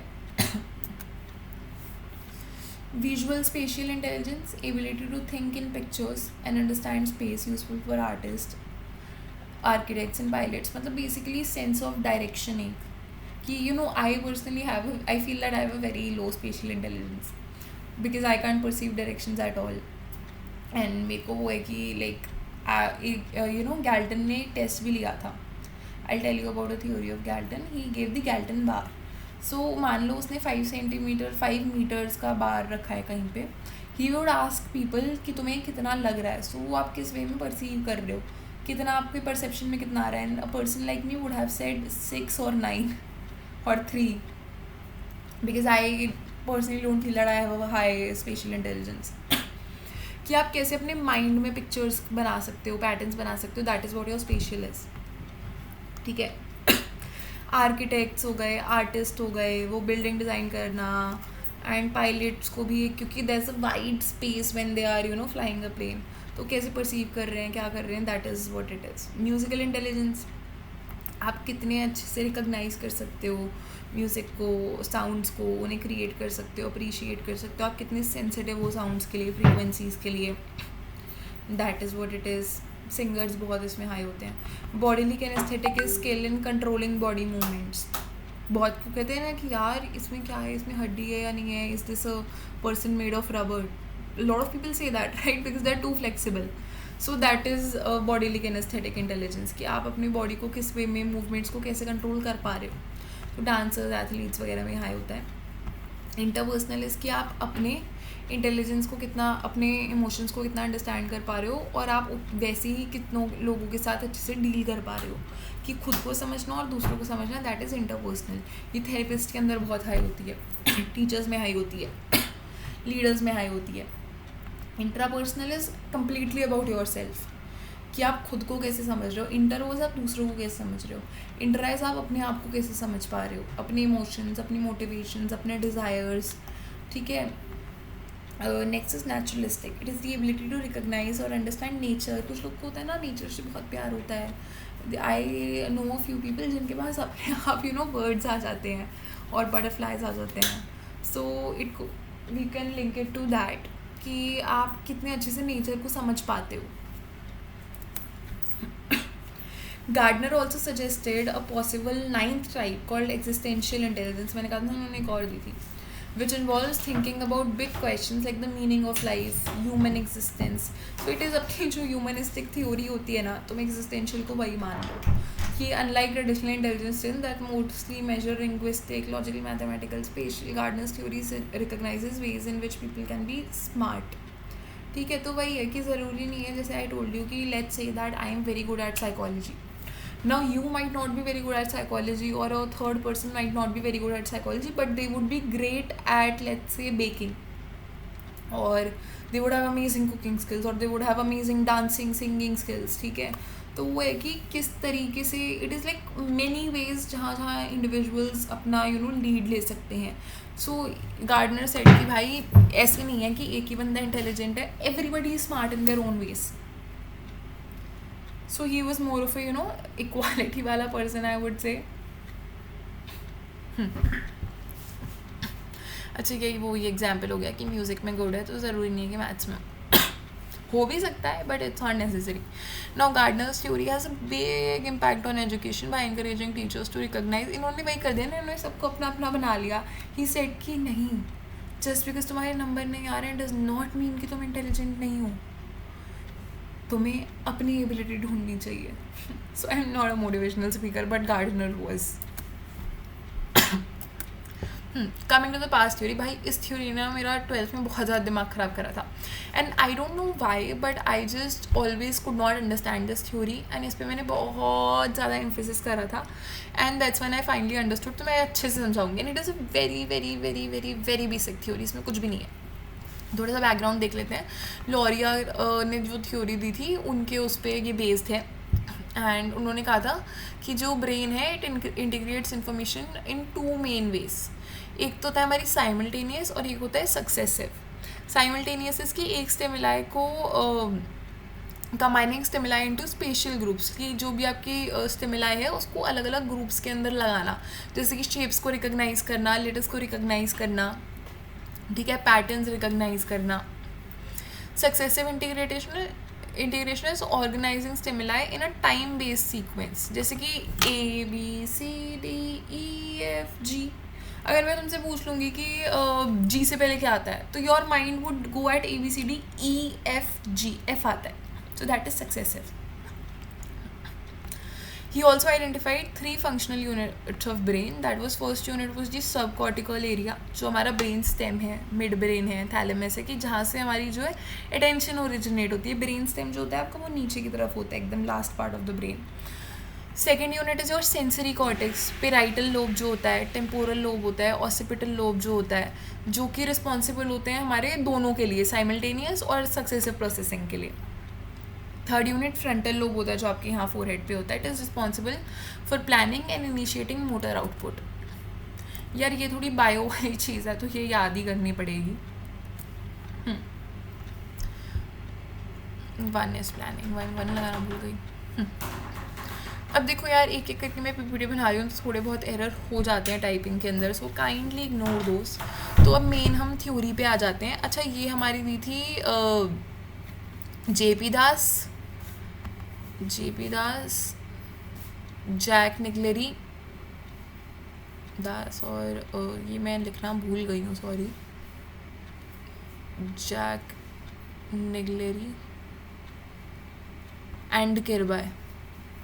भाई राइटिंग छोड़ो प्लीज़, जस्ट लिसन, वैसे याद कर लेना, ठीक है. तो ये इन्होंने दी थी थ्योरी. तो ही दे सेड कि there are 4 processes of doing something. पहले में हमारा आ जाता है planning, then it is attention, simultaneous processing, then successive processing. So planning is the ability to select, monitor and use effective problem solving strategies. Includes impulse control, feedback to adjust actions. अब देखो ये technically हमारा second step होता है और attention हमारा first step होता है. I'll give you an example of this. तो एग्जाम्पल ये है कि let's say that you are sitting in your classroom, बहुत हल्ला हो रखा है, एकदम से teacher enters and they say tomorrow you will have a test. तो वो एंटर हुए, आपकी अटेंशन उन पे गई कि it is the selectively focusing on some stimuli. तो अब आपने वो जो शोर है ना, उसको आपने इग्नोर कर दिया. You focused on that one thing, vigilance बना के रखी वहाँ पे. वो बोल रही टीचर अच्छा इस टॉपिक पे ये, तो you are just listening, you are focusing. तो ये हमारे सब कॉर्टिकल ब्रेन रीजन्स के अंदर होता है, ब्रेन स्टेम में होता है, थैलेमस में होता है. तो ये हमने यूनिट में आइडेंटिफाई करा है ना कि ये रहा हमारा फर्स्ट यूनिट में हो गया. Attention would happen in the first unit. कि इंटेंशन और अटेंशन में इम्पेयरमेंट होता है, तो वो ADHD जैसे डिसऑर्डर्स में होता है, हो जाते हैं उनसे, sorry. Okay, so the next would be planning. कि अब इसके अंदर आप प्लान करोगे कि भाई कैसे क्या करना है, ठीक है. तो select, monitor and use effective problem strategies including impulse control, feedback to adjust action. Frontal lobe के अंदर होता है ये. इवन दो ये फर्स्ट लेटर है, it is the last stage in information processing. Last क्यों है अभी वो भी बताऊँगी. तो टीचर आई, आपकी अटेंशन गई कि भाई ऐसे हुआ. तो अब आप बहुत सारी पीसेस ऑफ इन्फॉर्मेशन को एक साथ हैंडल कर रहे हो कि वहाँ से शोर भी हो रहा है. Let's say somebody calls you and I am sitting there and I all of a sudden say कि ओए सुन ये क्या हो रहा है, या फिर अरे do you know this, but you are trying to focus on that as well कि टीचर क्या बोल रही है. तो आपने वो मल्टीपल पीसेस ऑफ इन्फॉर्मेशन को एक साथ हैंडल करा. तो इसमें आपका स्पेशियल और जिस्टैल्ट परसेप्शन होता है. जिस्टैल्ट इज़ बेसिकली हर चीज़ को एक होल की तरह लेना, जैसे कि आपकी बहुत सारी इन्फॉर्मेशन है तो उसको एक साथ कनेक्ट कर देना. और स्पेशल कि आप कैसे ऑर्गेनाइज कर रहे हो. जैसे कि लेट्स से अगर आपको एक क्यूब को ड्रॉ करना है, तो it will have you will require कि ओवरऑल क्यूब कैसा दिखता है, कि आप उसको स्टेप बाय स्टेप नहीं कर सकते. आपके माइंड में पहले वो चीज़ होगी कि ओवरऑल कैसा है. तो साइमल्टेनियस इज बेसिकली उसको ओवरऑल एक साथ प्रोसेस करना, ठीक है. एंड उसके बाद सक्सेसिव होता है. अब इनमें से या तो एक होता है या sometimes both are involved, but वैसे होता है या तो अटेंशन उसके बाद साइमल्टेनियस फिर प्लानिंग, या अटेंशन उसके बाद सक्सेसिव फिर प्लानिंग, और these both could be done together also. Successive is processing information is a specific order or sequence necessary for task requiring serial numbers. Phone numbers को याद करना, वर्ड्स को एक ऑर्डर के अंदर बोलना. तो ये जो है हमारा, ये हमारे लेफ्ट हेमिस्फेयर के अंदर है. मेरा थोड़ा गला सूख गया है. सो इट इज़ द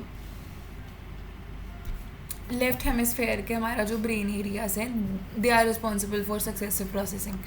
और साइमल्टेनियस जो है वो राइट में होता है. ठीक है. इसके बाद जो है वो हमारी प्लानिंग होती है. Planning is the ability to, हाँ, इसके बाद आपने ये सब प्रोसेस कर लिया कैसे कैसे क्या होगा, then you will plan, you will start planning कि अच्छा भाई मेरे पास ये इन्फॉर्मेशन है, मैं इन्फॉर्मेशन का क्या कर सकती हूँ. I will make a plan कि I will go home and I will start study. ठीक है. So this is 1, this is 2, this is 3, ये साथ में भी हो सकते हैं, दिस इज़ 4. नाउ अब मैंने कहा था कि वो इंटरेक्ट भी कर सकते हैं. इट्स नॉट नेसेसरी कि एक बार में एक ही हो रहा है. Most cognitive task require a combination of both. जैसे कि आपने एक वर्ड रीड करा टैक्टेरन, तो इसके अंदर आपकी साइमल्टेनियस इसलिए लगी क्योंकि आप शेप्स को रिकॉग्नाइज कर पा रहे हो कि हाँ this is a T, this is a A. Successive ये हो गई कि आप इन लेटर्स को एक सीक्वेंस में लगा के एक मतलब इट्स लाइक साइमल्टेनियस में तो आपने क्या करा, इसको एज अ होल देखा कि ओवरऑल ये क्या है. सक्सेसिव के अंदर आपने इसको प्रोसेस करा कि लेटर्स की सीक्वेंस कैसी बन रही है या कैसे, मतलब इट्स नॉट लाइक कि you let's say you know the word cat. ठीक है. तो कैट में आपको पता है कि पहले सी आएगा, फिर ए आएगा, फिर टी आएगा. So that is your successive. Simultaneous आप एक साथ इसको देख रहे हो तो you know it's the word cat. ठीक है. So successes would be CAT, simultaneous would be CAT. Assessment of past theory. तो काफ़ी सारे क्या बोलते हैं असेसमेंट टेस्ट बना है इसका. तो test were designed to separately measure these processing types. एक तो हमारा होता Kaufman's assessment battery for children, बच्चों के लिए बना था. Then Das Naglieri cognitive assessment system. This was again for kids. It was to measure की कौन सी इंटेलिजेंस के अंदर बच्चे दे कर पाए. It was majorly to identify who are lagging. ठीक है. एंड इसके अंदर वर्बल नॉन वर्बल दोनों टास्क थे और ये प्लानिंग और अटेंशन पे फोकस था. Next is emotional intelligence. It is also part of broader conception of intelligence. Emotional intelligence is the ability to recognize, understand, manage and use emotions effectively in yourself and others. It is about how well you handle emotional information to guide your thinking and behavior, build relationship and succeed in life. This idea was first developed by John Mayer and Peter Salovey. अगर आपको याद होगा तो ये आपने 12th में भी करा हुआ है, वेरी ब्रीफ. ठीक है. और जिसके पास 12th में नहीं थी, डोंट वरी, मैं सब बेस से ही समझा रही हूँ, so it's fine. in 1990 and later popularized by others like Daniel Goleman. तो इनका नाम तो याद रखना ही रखना दोनों का, भले तो मैं डैनियल का याद नहीं रहता, बट रिमेंबर दिस. ठीक है. ओके. हाँ. So now it is the ability to monitor one's own and others feeling. समझो, डेफिनेशन रटने की ज़रूरत नहीं है. ठीक है. तो मैं मेन डेफिनेशन एक पर्सनैलिटी की वेस्लर वाली याद कर लेना, या एक और लेट से तुम याद कर लेना. Just remember any 2 definitions of intelligence. Emotional की तो तुम्हें क्या है, यू नो कि इट इज़ मुँह से ही बोल रहा है, वर्ड ही बोल रहा है इमोशनल इंटेलिजेंस, कि अपना आप इमोशंस, अपने इमोशंस कैसे रिकॉग्नाइज कर पा रहे हो, अपने फीलिंग्स को कैसे हैंडल कर पा रहे हो और दूसरों के कैसे कर पा रहे हो. Remember you are a psychology student and therapists are high on emotional intelligence. Components of EI देख लेते हैं. EI is emotional intelligence, मैंने शॉर्ट में लिखा है. Mayer and Salovey described EI as having 4 key abilities. ठीक है. This is 1, this is 2, 3, 4. So first हमारा है परसीविंग इमोशंस, कि आप कैसे इमोशंस को रिकॉग्नाइज कर पा रहे हो दूसरों के. कई बार ऐसा होता है कि you are talking to someone and all of a sudden you are like यार you sound a little off today, what's wrong, क्या हुआ, इज एवरीथिंग ओके, बड़ा सैड लग रहा है या बड़ी सैड लग रही है. So that is what you are recognizing the emotions at. Okay. Even art के अंदर भी आप इमोशंस रिकॉग्नाइज कर पाओगे. सो उसी भाई एग्जाम्पल हो गया जो मैंने दिया है, using emotions to facilitate thought, कि आप using emotions to prioritise thinking, कि आप कितने इमोशनल बेसिस पे अपने प्रॉब्लम्स को सॉल्व कर पा रहे हो. कि जैसे कि being happy to boost creativity, और या तो जैसे ऐसा होता है कि when you are very angry आप फोकस नहीं कर पाते. इट इज़ एडवाइज्ड कि if you are angry don't say much because you are not able to process things better. ठीक है. आपके माइंड में जाता है, बस वो निकल जाता है. बट क्या बोलते हैं, व्हेन यू आर काम यू कैन फोकस वेल. अभी आप गुस्से में पढ़ाई नहीं कर पाओगे कभी, आप आराम से शांति से ही पढ़ोगे. ठीक है. दैट इज़ कि आप अपने इमोशंस को कैसे यूज़ करते हो, कुछ मे बी सोचने के लिए या कुछ. अब poets when they write sad poetry तो they get sad, they are in that mood, that is why they write sad poetry, right. तो वही चीज़ है. Understanding emotions, comprehending how emotions evolve and combine to form complex feelings. कि आपको पता लगेगा कि हाँ भाई ये जो जेलसी में फील कर, let's say that you date someone and that person is, let's say तुम्हारे बॉयफ्रेंड की फीमेल गर्ल बेस्ट फ्रेंड है. सो समहाउ तुम्हें अंदर अंदर अगर वो कोई चीज़ आ रही है, या तुम्हारी गर्लफ्रेंड का मेल बेस्ट फ्रेंड है, तुम्हारे अंदर वो चीज़ आ रही है कि यार यू आर नॉट कुछ, तुम मानोगे नहीं कि you are jealous of that person, but तुम्हारे अंदर अंदर वो फीलिंग आ जाती है कि अरे यहाँ पे क्यों है, ये क्यों आई है, ये क्यों आया है यहाँ पे. So why is that jealousy happening. उस जेलसी के पीछे का रीज़न क्या है कि you know maybe you have a fear कि यार maybe they will start dating, और maybe you have anger कि ये इसको ऐसे क्यों ट्रीट कर रहा है, ट्रीट कर रही है, मुझे तो करा नहीं कभी. So that's what. Fourth is managing your emotions, कि आप अपने इमोशंस को कैसे रेगुलेट कर पा रहे हो और दूसरों के इमोशंस को कैसे इन्फ्लुएंस कर रहे हो अपने गोल्स को रीच करने के लिए. जैसे कि let's say that you are in a very stressful situation, जो अभी का टाइम चल रहा है एग्जाम्स का, कि एग्जाम आ रहे हैं, कुछ पढ़ा लिखा नहीं है. सो यू विल थिंक कि हाँ भाई काम होके मैं लोग साइकोलॉजिस्ट की वीडियोस देखता हूँ या देखती हूँ, it will help me. So you know that's what. Now measurement of EI. It is की Mayer Salovey Caruso emotional intelligence test MSCEIT is a special test to measure these 4 abilities through practical task rather than self report surveys. उन्होंने बहुत practical basis वाले task दिए हैं, सर्वे नहीं दिया कोई self report वाला. It assesses how people can actually perceive, use and understand and manage emotions. Practical way के अंदर situations they get is done. Okay, so this approach is more like IQ test that measure mental abilities objectively. Okay, people with high EQ tend to build strong relationship, healthy relationships. कि लोग कहते हैं ना, कुछ कहते हैं यार तो बहुत इमेच्योर है.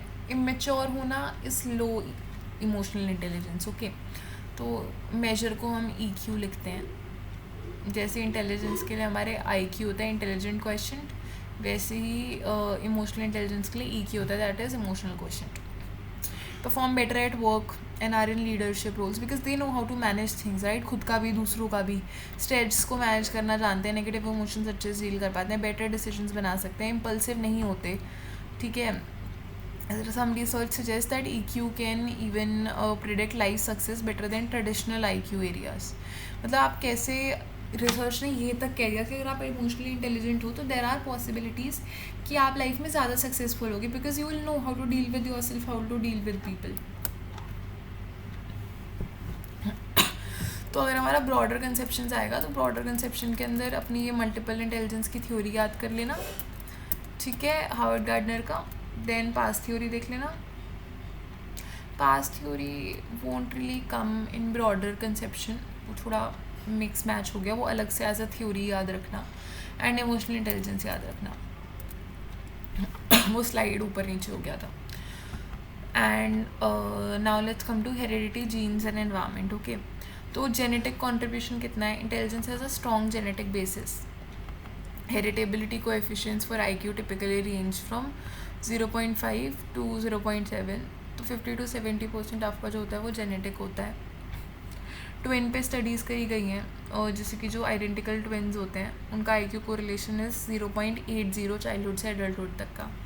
जो फेटर्नल ट्विन्स होते हैं उनका IQ कोरिलेशन देखा गया है 0.40 का. तो आइडेंटिकल के तो क्योंकि दे आर एकदम सेम, उनके ब्रेन भी सेम होते हैं.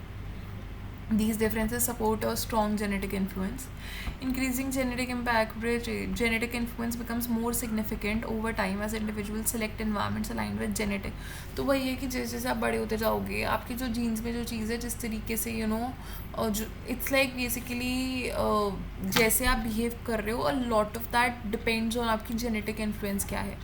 कोई भी सिंगल इंटेलिजेंस जीन नहीं होता. ठीक है, देर आर मल्टीपल जीन्स. ठीक, यहीं पे लिखा हुआ है intelligence is polygenic. Many genes interact to shape different intellectual ability. कोई भी एक जीन नहीं है जो कह देगा कि हाँ अगर इस बंदे में ये जीन है तो this person would be very intelligent, would be this, would B that. नहीं तो फिर सब कोई अपना वही जीन्स डलवा लेंगे अपने अंदर, क्या बोलते हैं, through surgeries and all that. But a lot of genes have to interact to give you certain intellectual abilities. बहुत सारी रिसर्च भी चल रही है कि जीन के क्लस्टर्स क्या हैं और इंटेलिजेंस से कैसे लिंक्ड है. शेयर्ड एनवायरनमेंट, अगर आप किसी के साथ, मान लो मैं और मेरा भाई एक ही इन्वायरमेंट के अंदर रह रहे हैं और हमारे पेरेंट्स बहुत ज़्यादा इस पर फोकस करें कि कुछ करना है कुछ करना है, and I mean in a environment जहाँ पे everybody is doing something, no one is sitting empty, तो बंदे में अंदर से वो मोटिवेशन आएगी कि हाँ भाई मुझे भी कुछ करना है.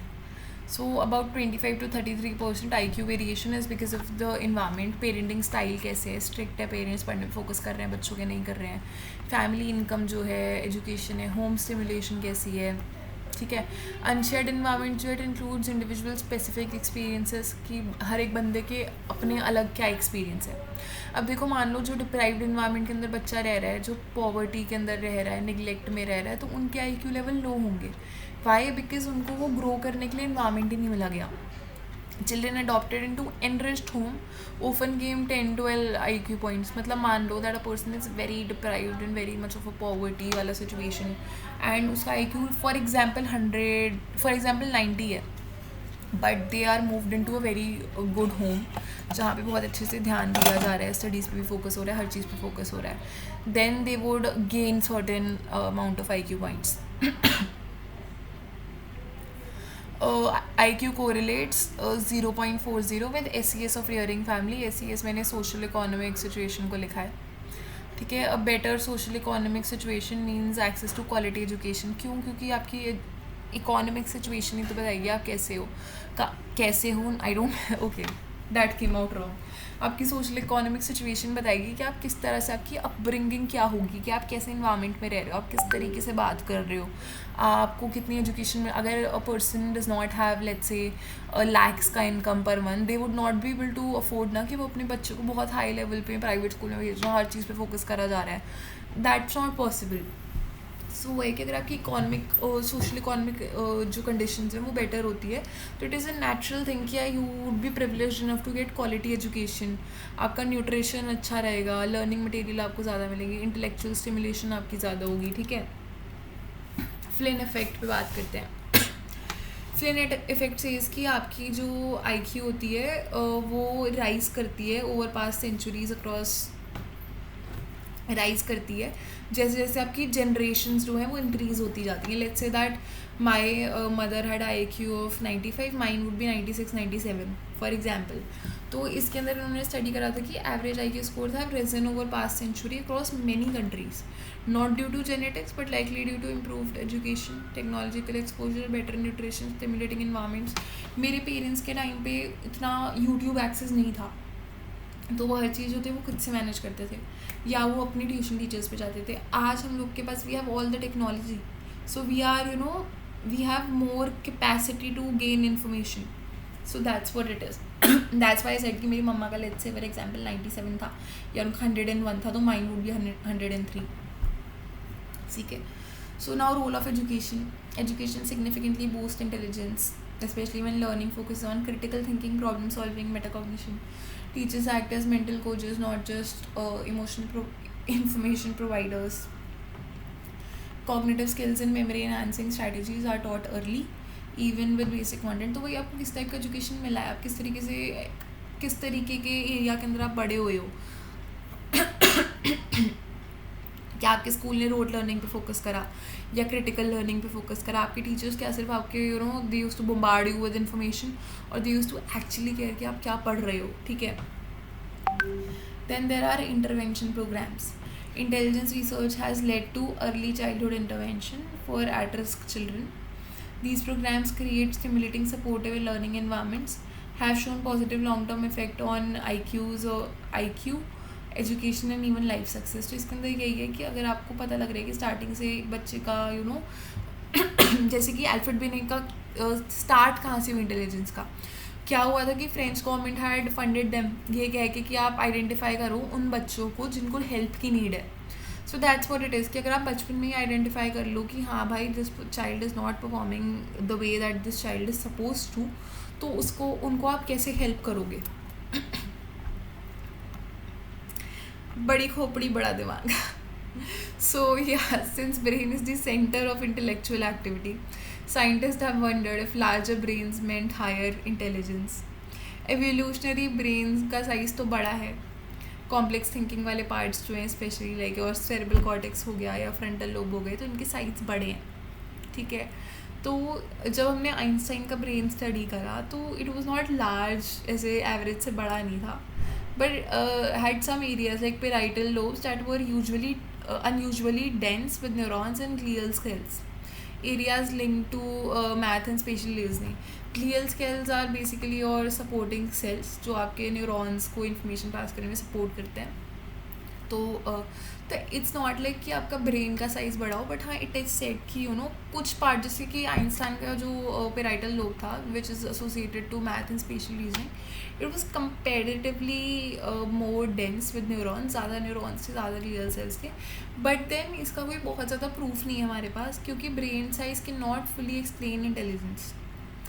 ठीक है, Neanderthals had larger brains but were not intellectually advanced. अब कहने को तो जो लड़के होते हैं उनके ब्रेन लड़कियों से ज़्यादा होते हैं, जबकि बड़े होते हैं, जबकि IQ स्कोर्स जो हैं they are similar. So it's not like किसी का दिमाग ब्रेन बड़ा है तो उनका इंटेलिजेंस भी उतनी ज़्यादा होगी. रिसर्च ने बहुत ही वीक कोरिलेशन दिखाया है ब्रेन साइज और इंटेलिजेंस के अंदर. ठीक है, ये क्लियर नहीं है कि हाँ ब्रेन साइज से इंटेलिजेंस होती है, इंटेलिजेंस से ब्रेन साइज बढ़ता है. बट हाँ some study has been done and थोड़ा बहुत जैसे इट इज़ सेट कि थोड़ा आउट ऑफ द कॉन्टेक्स्ट, ये एग्जाम्पल बुक में आंसर में लिखना मत, बट मैं सिर्फ समझाने के लिए बता रही हूँ. I was recently reading a study जिसके अंदर ये था कि माइंडफुलनेस से आपके जो है फ्रंटल लोब के अंदर थोड़ा वो हो जाता है, क्या बोलते हैं, न्यूरॉन्स बढ़ने लग जाते हैं, because you are paying more attention. So that is not अभी फुल्ली सपोर्टेड. तो इसलिए आई एम सेइंग कि इसको अपने आंसर्स के अंदर मत लिखना. बट या वो चीज़ है कि कहीं ना कहीं योर ब्रेन के अंदर कौन सा एरिया कितना डेंस है, it does impact your intelligence to a point, but there is very weak correlation. ठीक है, neuroscientists now think the efficiency of brain function matters more than size. PET scans show that people with higher intelligence use less energy during problem solving, suggesting more efficient brain activity. Brain plasticity भी है कि brain's ability to form new neural connection, जो मैंने अभी तुम्हें बताया कि mindfulness से तुम्हारे फ्रंटल लोब के बढ़ते हैं cells. It may be key to intelligence differences. Higher plasticity allows faster and more efficient processing. The plasticity tends to peak around the age of 16, coinciding with when crystallized intelligence stabilizes.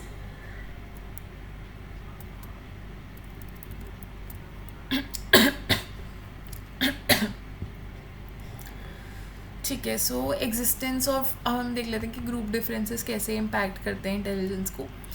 ठीक है, ये तुम broader conceptions के अंदर include कर सकते हो.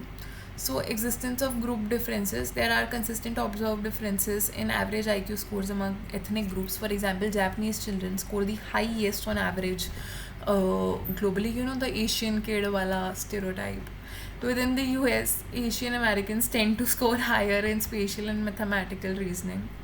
Hispanic Americans score near white Americans, and African Americans score about 12 to 15 points lower on average than white Americans. So despite average differences, there is significant overlap. Many individuals from तो ये इन्होंने overall थोड़ा बताया है कि हाँ ethnic groups के अंदर डिफरेंसेस तो हैं, बट देन इन डिफरेंस के अलावा भी कहीं ना कहीं ओवरलैप हो जाता है. Let's say that American kid may be better than an Asian kid. So वो वाली चीज़ है कि in lot of scenarios even though averages, ये तो एवरेजेस हैं. ठीक है, अब जैसे कि मैंने कहा था कि इन्वायरमेंट का, कल्चर का बहुत इम्पैक्ट होता ही है इंटेलिजेंस के अंदर. Now countries like Japan, Korea, they focus too much on education वाली चीज़, right. So may be that's why the Japanese childrens were on highest globally. But every individual is different and ये चीज़ें very करती रहती हैं. तो critics argue IQ test may be culturally biased against minority. However, defenders state that test predicts academic and job performance equally. Differences are not just on culturally loaded test item. Some bias में still, तो वही है कि जो इनको oppose करते हैं जैसे कि कल्चरल बायसनेस थी, that is why the results are like that. But लोग ये भी कहते हैं, जो इन्हें डिफेंड करते हैं, कि नहीं, इट्स नॉट कि हमने पूरे कल्चरल बायस नहीं दिए, these are culture fair test. Academic job performance जो है वो एक ही बेसिस पे वेरी कर रहा है ग्रुप्स के अंदर, एंड कल्चरली हमने इन्हें लोड नहीं करा है टेस्ट को कि हाँ थोड़ी बहुत बायसनेस मे भी हो, but it is not sufficient कि आप ग्रुप डिफरेंस को एक्सप्लेन कर दो उस बेसिस पे. Now sex differences in intelligence. General intelligence man and women do not differ significantly in overall intelligence. अब देखो ये सब तुम्हारे एसपीएल के नोट्स में नहीं है, बट ये सब तुम्हारे बाइंडर के अंदर है, तो I am covering it anyways. Typical patterns. Men tend to perform better on spatial tasks and mathematical reasoning. Women tend to perform better on verbal fluency, perceptual speed, mathematical calculation and fine motor coordination tasks. ठीक है. Overlap and despite average differences there is considerable. तो हम वो कहते हैं कि overall maybe men की special task जो हैं वो बेटर वे में परफॉर्म कर पाते हैं, और वुमेन जो है वो वर्ड फ्लुएंसी, परसेप्चुअल स्पीड वगैरह में बेटर परफॉर्म करती है. But there is significant overlap कि it's not that let's say that there are 30%, there are 40% women who are doing well here and there are 50% men. So there is a overlap. Differences जो हैं हमारे जो difference बता रहे हैं इसके reason क्या है. एक तो इन्वायरमेंट, सोशलाइज करना, अलग अलग एक्टिविटीज़ होती हैं. सो ये थोड़ा सा नेचुरली देखो, एक चीज़ मेरे चाइल्डहुड में भी थी कि boys were playing more ball games, तो और हम लोग खो खो वगैरह खेलते थे. It's not necessary.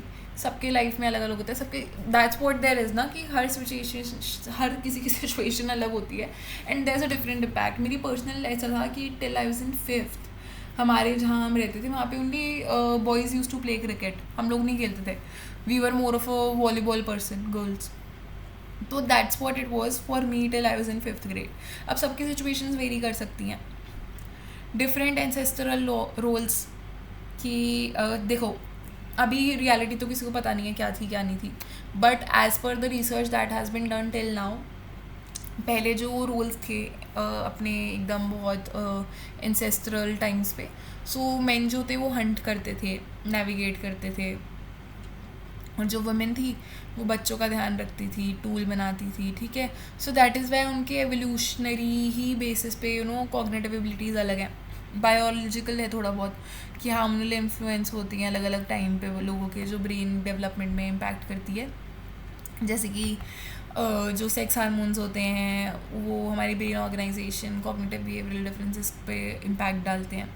इनफैक्ट कुछ स्टडीज़ ये कहती थी कि fluctuations in women's hormonal levels due to menstruation cycles can influence cognitive task performance. Other research finds की मतलब वो कुछ लोग कहते हैं कि मेंस्ट्रुएशन के टाइम पे आपका इम्पैक्ट हो सकता है परफॉर्मेंस, कुछ लोग कहते हैं ऐसा कोई डिफरेंस है नहीं. सो it is not a proper research that has been done till now. Research हुई है बट प्रॉपर कंक्लूजन नहीं है हमारे पास अभी. ठीक है. So there is this one thing कि आपकी कोई भी रिसर्च हो, it is never in the white और the black, it is always in the grey area. Now we have 10 more slides. मेरा गला सूख रहा है but I don't have water with me right now. Anyways, so मैं bottle रखना भूल गई आज. Belief, expectation and cognitive performance. Cognitive activities alone do not determine intellectual and academic performance. Belief, खुद के बारे में, दूसरों के बारे में, वो आपका एक अच्छा खासा रोल प्ले करता है इन चीज़ों में. जैसे कि teachers believe about child's potential can influence how much. तो भाई है कि मान लो so I was not a very good student till class 6th, but मेरे टीचर्स ने मुझ में वो दिखाया, कॉन्फिडेंस दिखाया कि अरे कर लेगी. सो वो जो मेरे को फील हुआ कि हाँ they believe in me and I will be able to do it, तो उससे मैं एफर्ट ज़्यादा लगाने लगी. तो वो वाली चीज़, then I became a topper in all. So self belief कि आप अपने बारे में क्या सोचते हो, अपनी खुद की कैपेबिलिटी. मैं अगर मान लूँ कि भाई मेरे से कुछ नहीं होने वाला, देन मेरे से कुछ नहीं होगा. ठीक है. You are what you think वाला concept. Widely held social stereotypes about groups. मान लो एक ग्रुप के लिए आप पर्टिकुलर वे में बात कर रहे हो, तो उनकी परफॉर्मेंस पे भी वो इम्पैक्ट कर सकता है, because the person somehow gets impacted by whatever you are saying, right. ये हमारा आई थिंक लास्ट टॉपिक है. हाँ, extremes of intelligence. So individual extreme हम दो तरीके से देखते हैं कि ये आई टोल्ड यू ना, दिस वाज आवर IQ का curve. It is normal bell shaped curve. ये हमारे एवरेज हैं, और ये जो है यहाँ पे 130 अबव, ये जो है यहाँ पे 70 बिलो नीचे की तरफ से जाते जा रहे हैं, दैट इज़ दिस इज़ हमारा डिसेबल्ड, दिस इज़ हमारा गिफ्टेड। ठीक है, पहले we use to say retarded, but अब हम वो वर्ड ही नहीं यूज़ करते, we use the word disabled.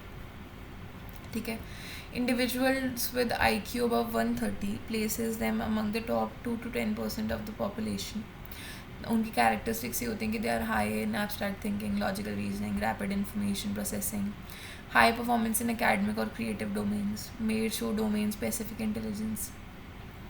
Young Sheldon को देख लो, science specifically, tend to display divergent thinking and creativity में भी हाई होते हैं। Lewis Terman in 1973 studied 1,528 gifted children and found superior problem solving speed and motivation in them. Joseph Renzulli in 2002 said that true eminence is a combination of eminence वही हो गया हमारा giftedness is a combination of above average ability, creativity and task commitment. पता है इसके अंदर तुम वो भी कर सकते हो, तुम्हें याद होगा कि तुम्हारी NCERT के अंदर ना, if I am not wrong, they gave you a table पूरा,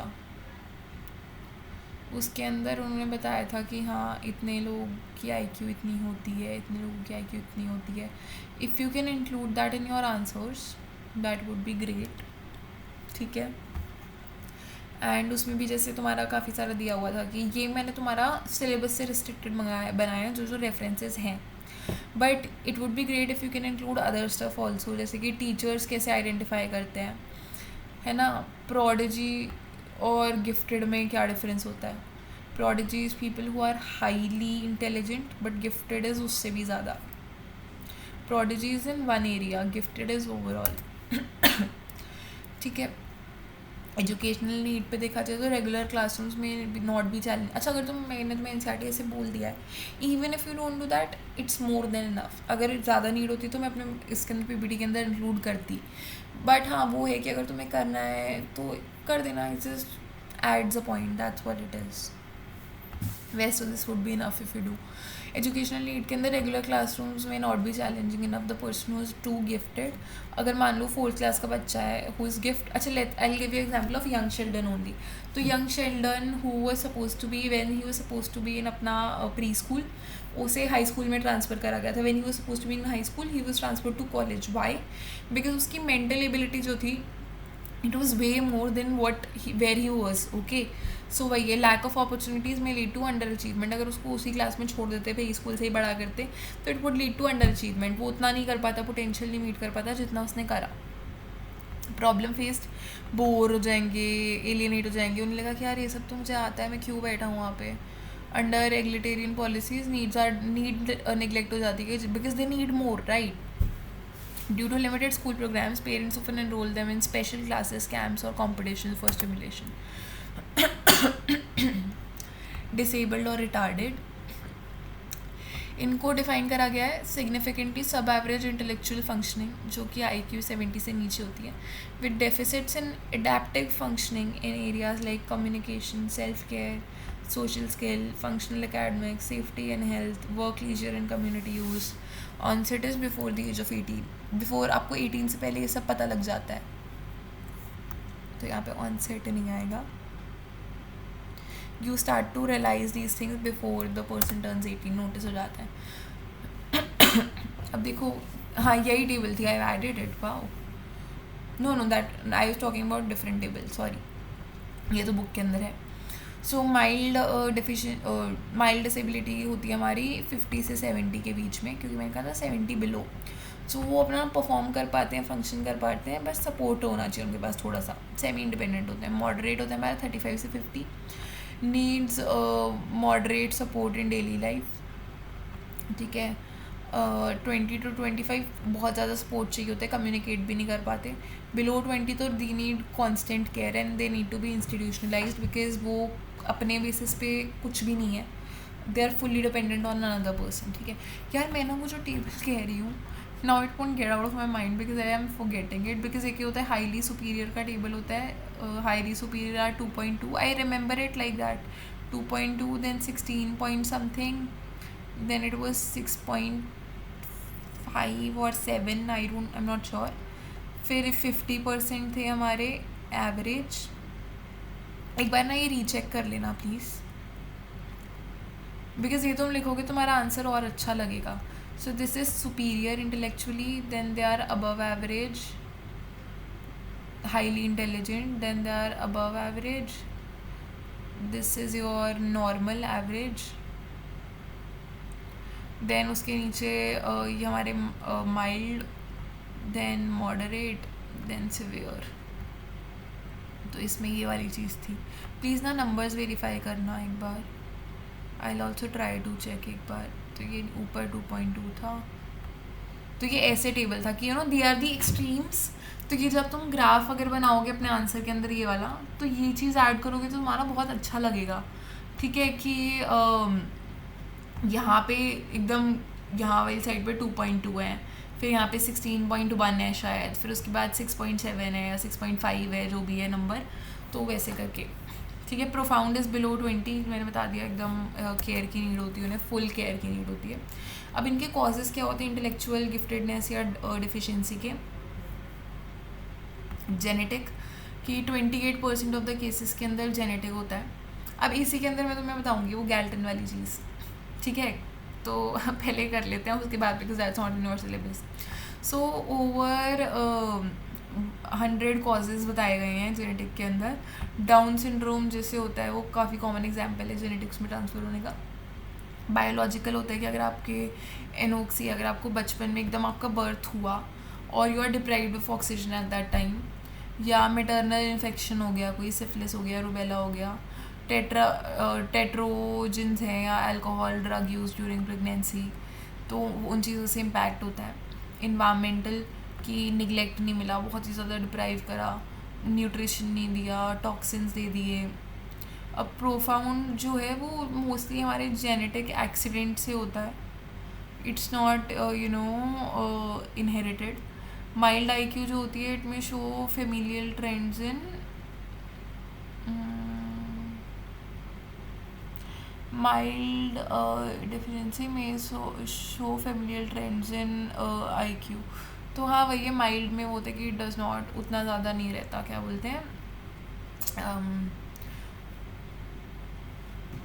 आईक्यू आपकी उतनी ज़्यादा डाउन नहीं होती, so you are able to function well. ठीक है, तो यही चीज़ हो गई। Cognitive and executive functioning deficits, weak working memory अगर आपकी ढंग से वर्क नहीं कर रही, रीजनिंग प्लानिंग बहुत वीक है, poor inhibitory control, self regulation, खुद को रेगुलेट नहीं कर पाते, और स्ट्रगल विद एब्स्ट्रैक्ट थिंकिंग नहीं हो पाती, कम्युनिकेट नहीं कर पाते लोगों से, सोशल क्यूज़ को नहीं फॉलो कर पाते, समझ नहीं पाते। जैसे गिफ्टेड चिल्ड्रन होते हैं उनको स्पेशल नीड चाहिए होती है, वैसे ही डेफिशिएंट्स को भी चाहिए होती है, डिसेबल्ड को भी चाहिए होती है। तो इंक्लूसिव क्लासरूम्स जहाँ पे आप क्या बोलते हैं, बच्चों को ग्रो करना सिखाओ, उन पे स्पेशल अटेंशन दो, फिगर आउट कि वो कैसे बेटर वे में उनको आप ट्रेन कर सकते हो। Segregation can reinforce feelings of inadequacy. ठीक है, तो इसमें ये भी हो सकता है कि मान लो अगर आपने एक तो ये होता है कि आप अलग से क्लासरूम्स बनवाओ, तो उसके अंदर वो होता है कि you can make the person feel better, but अगर आपके इंक्लूसिव क्लासरूम्स हैं तो वो आपको एलिनेशन कॉज करेगा। Let's say that I am a person whose IQ is 20, तो चलो दे आर प्रोफाउंड हो गया। Let's say I have a mild thing only 50 to 70 वाला, and the people in my class are on average all have 100 IQ. So मेरी IQ कम है, तो मुझे बहुत ज़्यादा alienated फील होगा कि मैं क्यों नहीं कर पा रही, why are other people performing so well than me। और अगर आप सेग्रीगेट करते हो, उन्हें कंपेयर करते हो, तो बहुत ज़्यादा उन्हें और अंदर से फील होता है। ठीक है, need sensitive education planning and balancing inclusion and individual support. जैसे कि ऐसे कि उन्हें एक अलग से नीड है स्पेसिफिक प्लानिंग की और सपोर्ट मिलना चाहिए। ठीक है, ये सेम स्लाइड रिपीट हो गई। हाँ, अब मैं बताती हूँ गैल्टन ने क्या करा था। He gave the concept of eugenesis, and initially जो उन्होंने टेस्ट बनाए थे ना अपने रिएक्शन टाइम वगैरह देखने के सब कुछ, it was to identify the people who are intellectually disabled, and it was not to help them because उनका जेनेटिक पे पूरा फोकस था। he said that if there's this group of people who are intellectually disabled, just kill them. Why? Because अगर आपने उनको ख़त्म कर दिया, because he thought everything is genetic only, so there would be no newborns who will have intellectual disability. So उसका M ये था, उसने रिसर्च अच्छी खासी कर दी, उसने फाउंडेशन एक अच्छा ले कर दिया. Luckily this was not implemented, but this was his main concept. This was what drove him to do so much research. So yeah, we have a lot of crazy people in psychology, like, you know. So but then again, how do you define crazy? जब तुम actually psychologist के बारे में पढ़ोगे ना, कि Freud की reality या पावलोव की reality, then you would be like oh my God. तो वो चीज़ें भी आई ब्रिंग अप एक बार एग्जाम्स वगैरह ख़त्म हो जाए सबके. I bring such interesting videos also. So proud to say that we are done with Unit 2 of Psychology of Individual Differences, that is intelligence. And I hope तुम लोग को समझ आया होगा. मैंने सारी रेफरेंसेस ली थी. I took your binder, I took Eswell notes, I took Gregory, Guilford, Passer and Smith, Ciccarelli. तो अच्छी खासी रेफरेंस लेके एक कॉम्प्रिहेंसिव सा एक्सप्लेनेशन दिया है. एंड आई होप तुम लोग को समझ आया होगा. तो या हमारे पास 4 ही हैं. गाइज आई होप तुम्हें पसंद आया हो वीडियो एंड एंड तक आ गए हो तो make sure you subscribe as well, because बहुत मेहनत से इतने सारे रेफरेंसेस पढ़े, इतना कुछ करा, and it was not easy. But yes, I hope तुम लोग को समझ आया होगा. And make sure if you have any doubts और एनीथिंग तुम कॉमेंट्स में लिखो. I will be very happy to help. So yeah bye, take care.